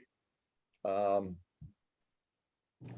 haven't given my credit to the senior analyst, Aaron McManus, who's helping me keep the slides up in front of you. But we've got a wonderful staff, and we do appreciate working with you. And I'd be happy to field any questions. Anna Marie, I may have covered it too fast, so if you want me to hit anything better, just let me know.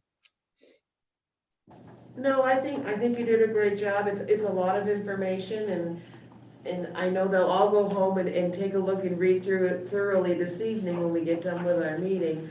I think In the bath. I didn't think, for me, kind of the big takeaway points are, we are in a very strong, as you said, we're in an extremely strong position that if we went up to even $50 million in April of 2021, I take great pride and comfort knowing that as early as 2025, should there be a need, I mean, we don't necessarily know of any need right now, but if something should happen where we would have to borrow a significant amount of money again, to know that even with this proposal going forward, we would have the capacity for an additional $45 million at that point. It knows that it's good to know that you have that capability should the need arise. Don't think we would ever recommend that we issue so many bonds that we didn't have a decent margin in case something happened that we needed to tap into that. So those are kind of the big takeaway points from Larry's presentation, I think. And as I said, as you look through that, and we will be back to talk to you about this again. And so certainly would encourage, as you look through it, if you have questions or comments or concerns, to please feel either Kathy or If I could interject one point, this booklet illustrates the bonds being all sold at one time. In reality, you would probably divide them up into smaller chunks over a 3 to 4 year period so that you only borrowed as much money as you could spend within the year and kept the borrowing costs down. That would further improve your cash flow because you'd be paying a lot less interest than what we're projecting in this particular model. This model is sort of a worst case cash flow, and it can be significantly improved as we learn how much money you might need for projects that you're going to undertake at one particular time, and when you know what the bids are. But you could save a lot of interest over what we have here.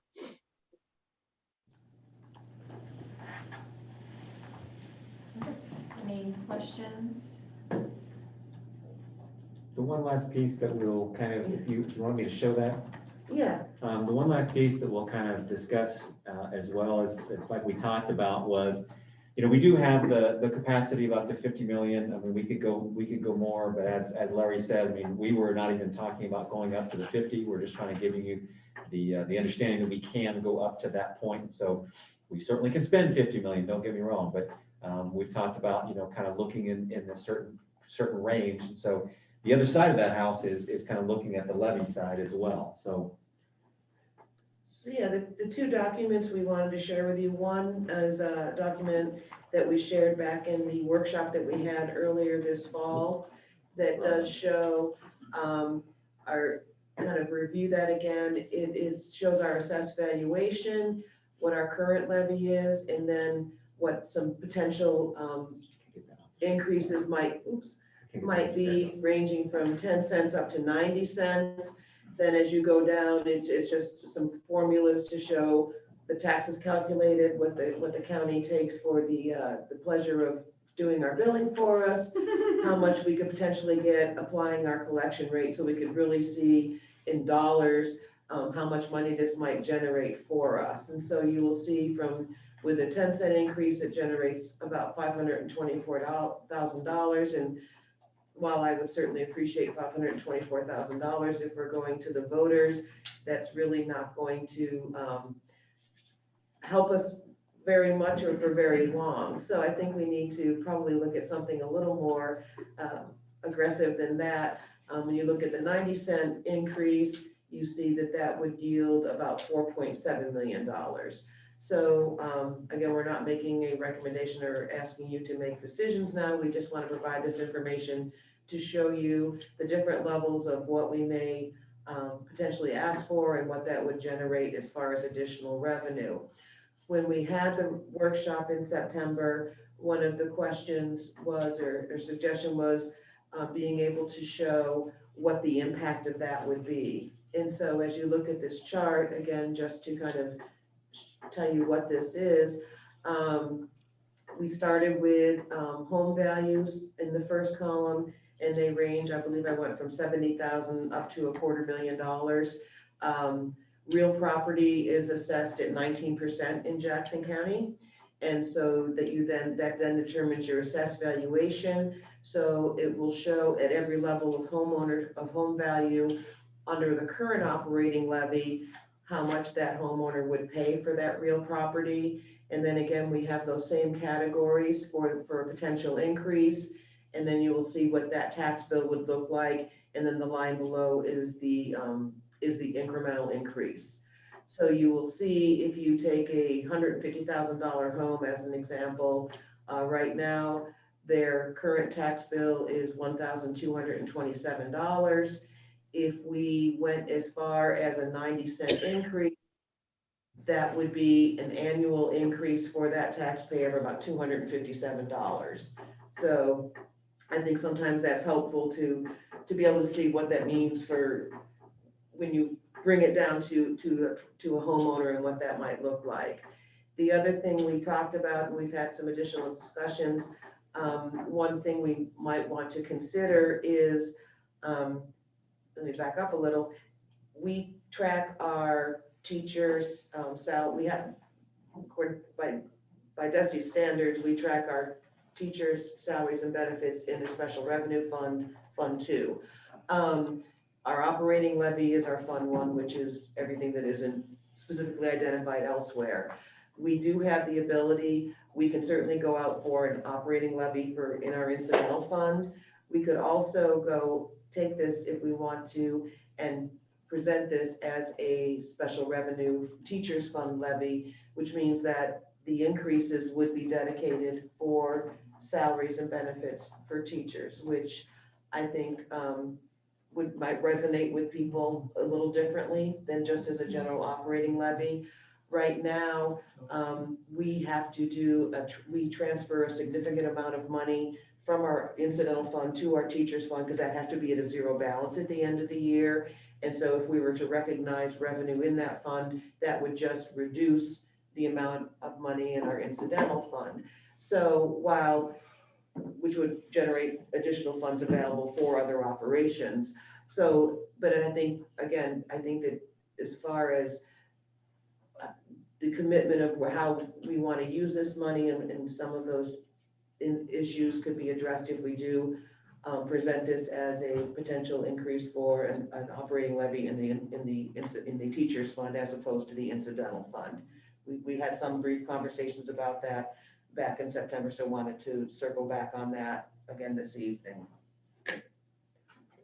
And is it my understanding we're looking at possibly doing both of these in April? I just want to make sure I'm understanding that we are looking That is at correct. the possibility of doing, and I'm probably missed it, there was a lot of numbers. If we did the 50 million bond, am I under the assumption there would be no additional tax increase? Am I, okay, Correct. that's what I thought that. So the only tax increase would be the levy. And if we specify that possibility of just being for teachers, that could be done. Correct. Correct. So when we do our amounts that we provide for Grandview 10 to work through that process and things like that for increases for our staff like that, this would be specifically that's only use of those funds would be for teacher salaries. And approximately in one school year, how much do we transfer to the teacher portion? I mean, you don't have to give me exact, I'm just curious.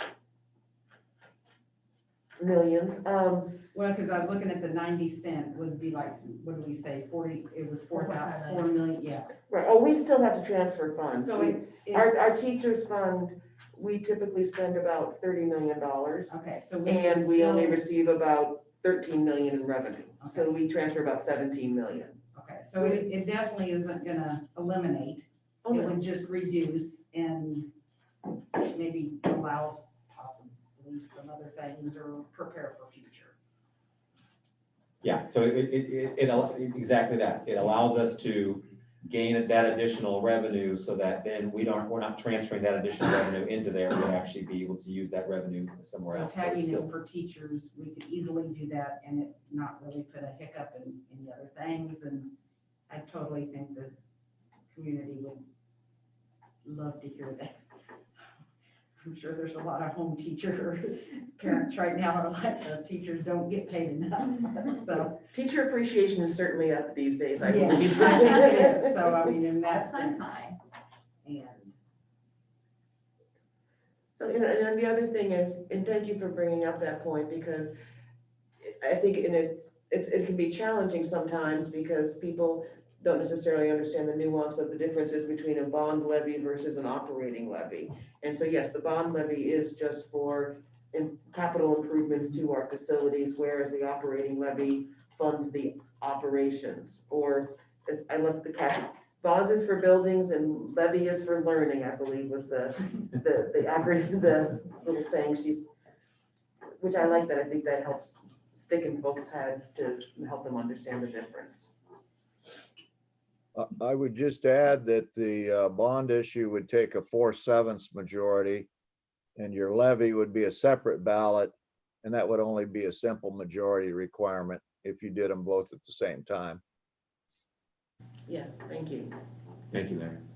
do very many districts do two at one time? I'm just curious if that's. It really depends. I can tell you, I know Raytown, I think, was the most recent one, and they actually did it in April of just this year. Okay. And we had actually considered that, over a year ago, and whether that was gonna be a good time or not, and we decided to wait. They actually did it right, that was right after the pandemic had hit and everything like that, and both passed. So, I've heard examples of a lot of different things. It really will depend upon, I think even Larry said this earlier today, that it really depends upon the community support that you have and what's going on at the time, and just a lot of kind of thing, if there've been any recent issues or concerns that have, raised. And I believe that right now we have a lot of community support. It's grown, I think. I think we've specifically have tried to do that and make that be a point of emphasis in building our relationship with our community. And so I think we've always had a really good support with that. And as Larry alluded to, our no tax increases continue to be supported on both and the Grandview side by over 70%. So we feel really good about that and feel like this is a pretty good opportunity. The other thing that, and I'm sorry I didn't mention it earlier, when, as Larry said, election history in here, which is pretty interesting to look at. We have not gone to our voters for a levy increase since 2004. It has been 17 years.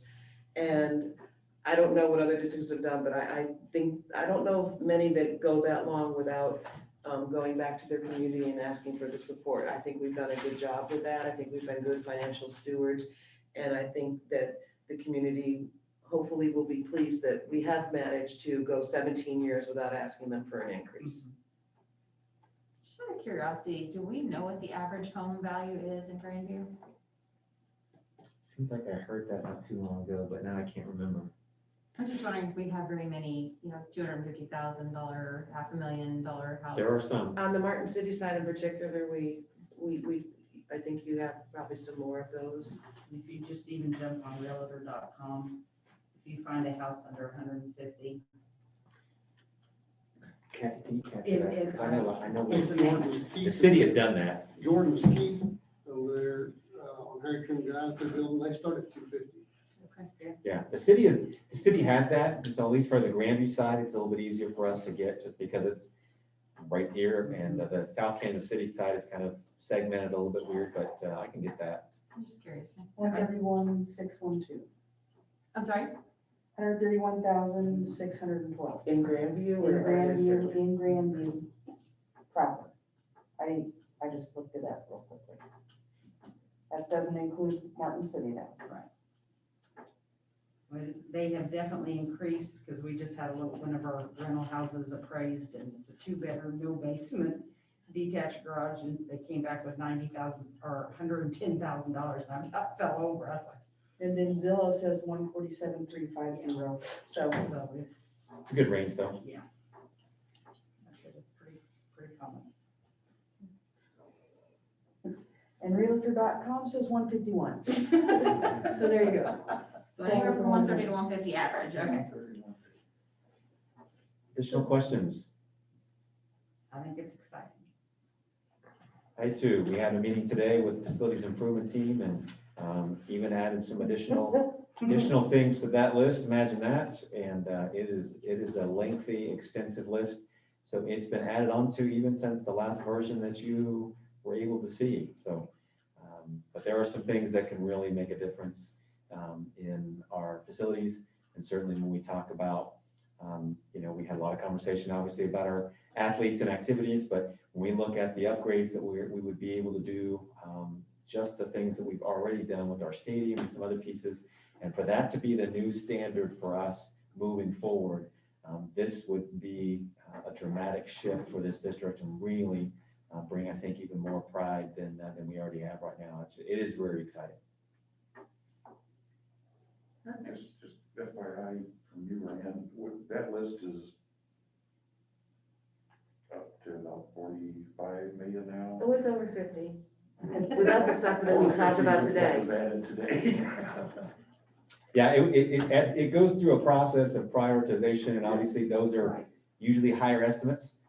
Sometimes we're able to get lower bids on some of those pieces and able to move forward with that. And sometimes it comes in higher. So certainly it will need to be reviewed and prioritized a little bit differently. Some of those are a few dreams on there that even I was like, I get it, but I don't know that that's the best use of our money to do that. But we'll continue to go through it, and then of course we'll bring them to the board, and the board will ultimately decide if we're going to move forward with some of those projects or not. But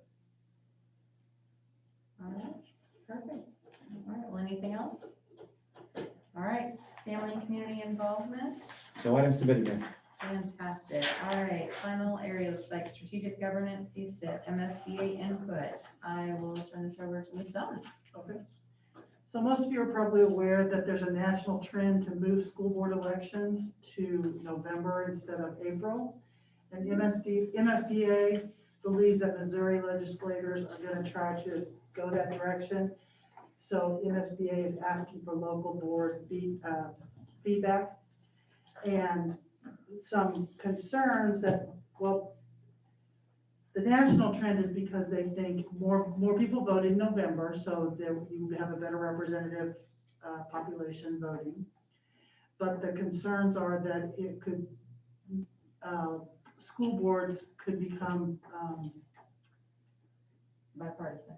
yes, become too involved in partisan politics, and it would be more expensive to run for school board.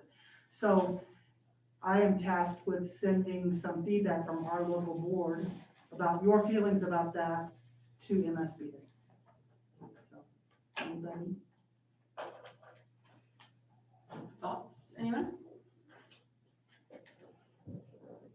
Well, the first thing that jumps out at me as being fairly new is coming in on November as a board member, I think would be horrible. Because the school year would already be in swing and you kind of felt like you were behind the 8 ball. At least where when I came on in April, I kind of had, you know, of course you got to start with graduation. So of course that was awesome. But anyway, but you had the summer to go to the training, and you had, you just had time to kind of learn before the school year. So as a new board member, just on a board member stand, for me, the April just makes way more sense, but that's just me. But I definitely understand if you did it in November, it could swing either way real hard. But I'm just looking at it as a new board member stand. I was wondering, do districts do bond and levies in November, or do they always do them in April? You can do them whenever, you can do them at other times, but April has a more advantageous percentage than other election cycles, which is why you typically see them in April. So I was wondering about tying the school board elections to the bond and levies. Is that advantageous or not? I'll add my 2 cents. I think April is much better just to avoid the confusion, because it's easy, as we've seen over the last couple months, for things to get kind of hairy when it comes to the bipartisan thing. So I think April works for us.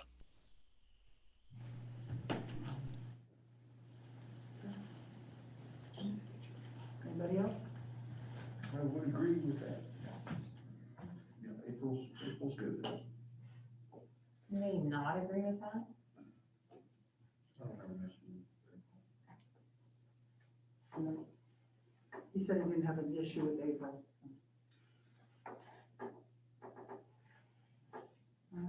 I mean, I feel the same way, and I echo what Ms. Cook said as far as like, there are different rules in November versus April for various reasons, and so I personally prefer April. Got what you need? Okay. All right. Well, then we move on to the very, very last thing, and I will entertain a motion. Reports? Oh, yeah, sorry, I lied. I'm ready, can you tell? Reports of board members and agenda requests, sorry. Pretty short. Are there any reports?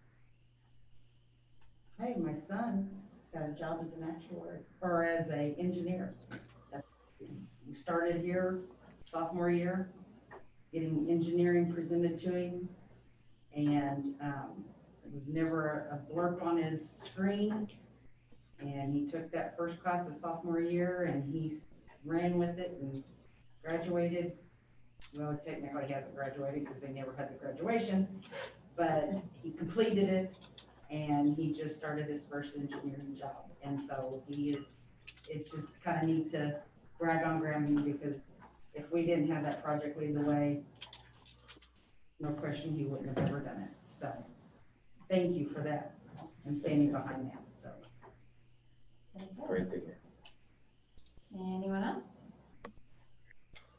All right, now for the last time, the final thing.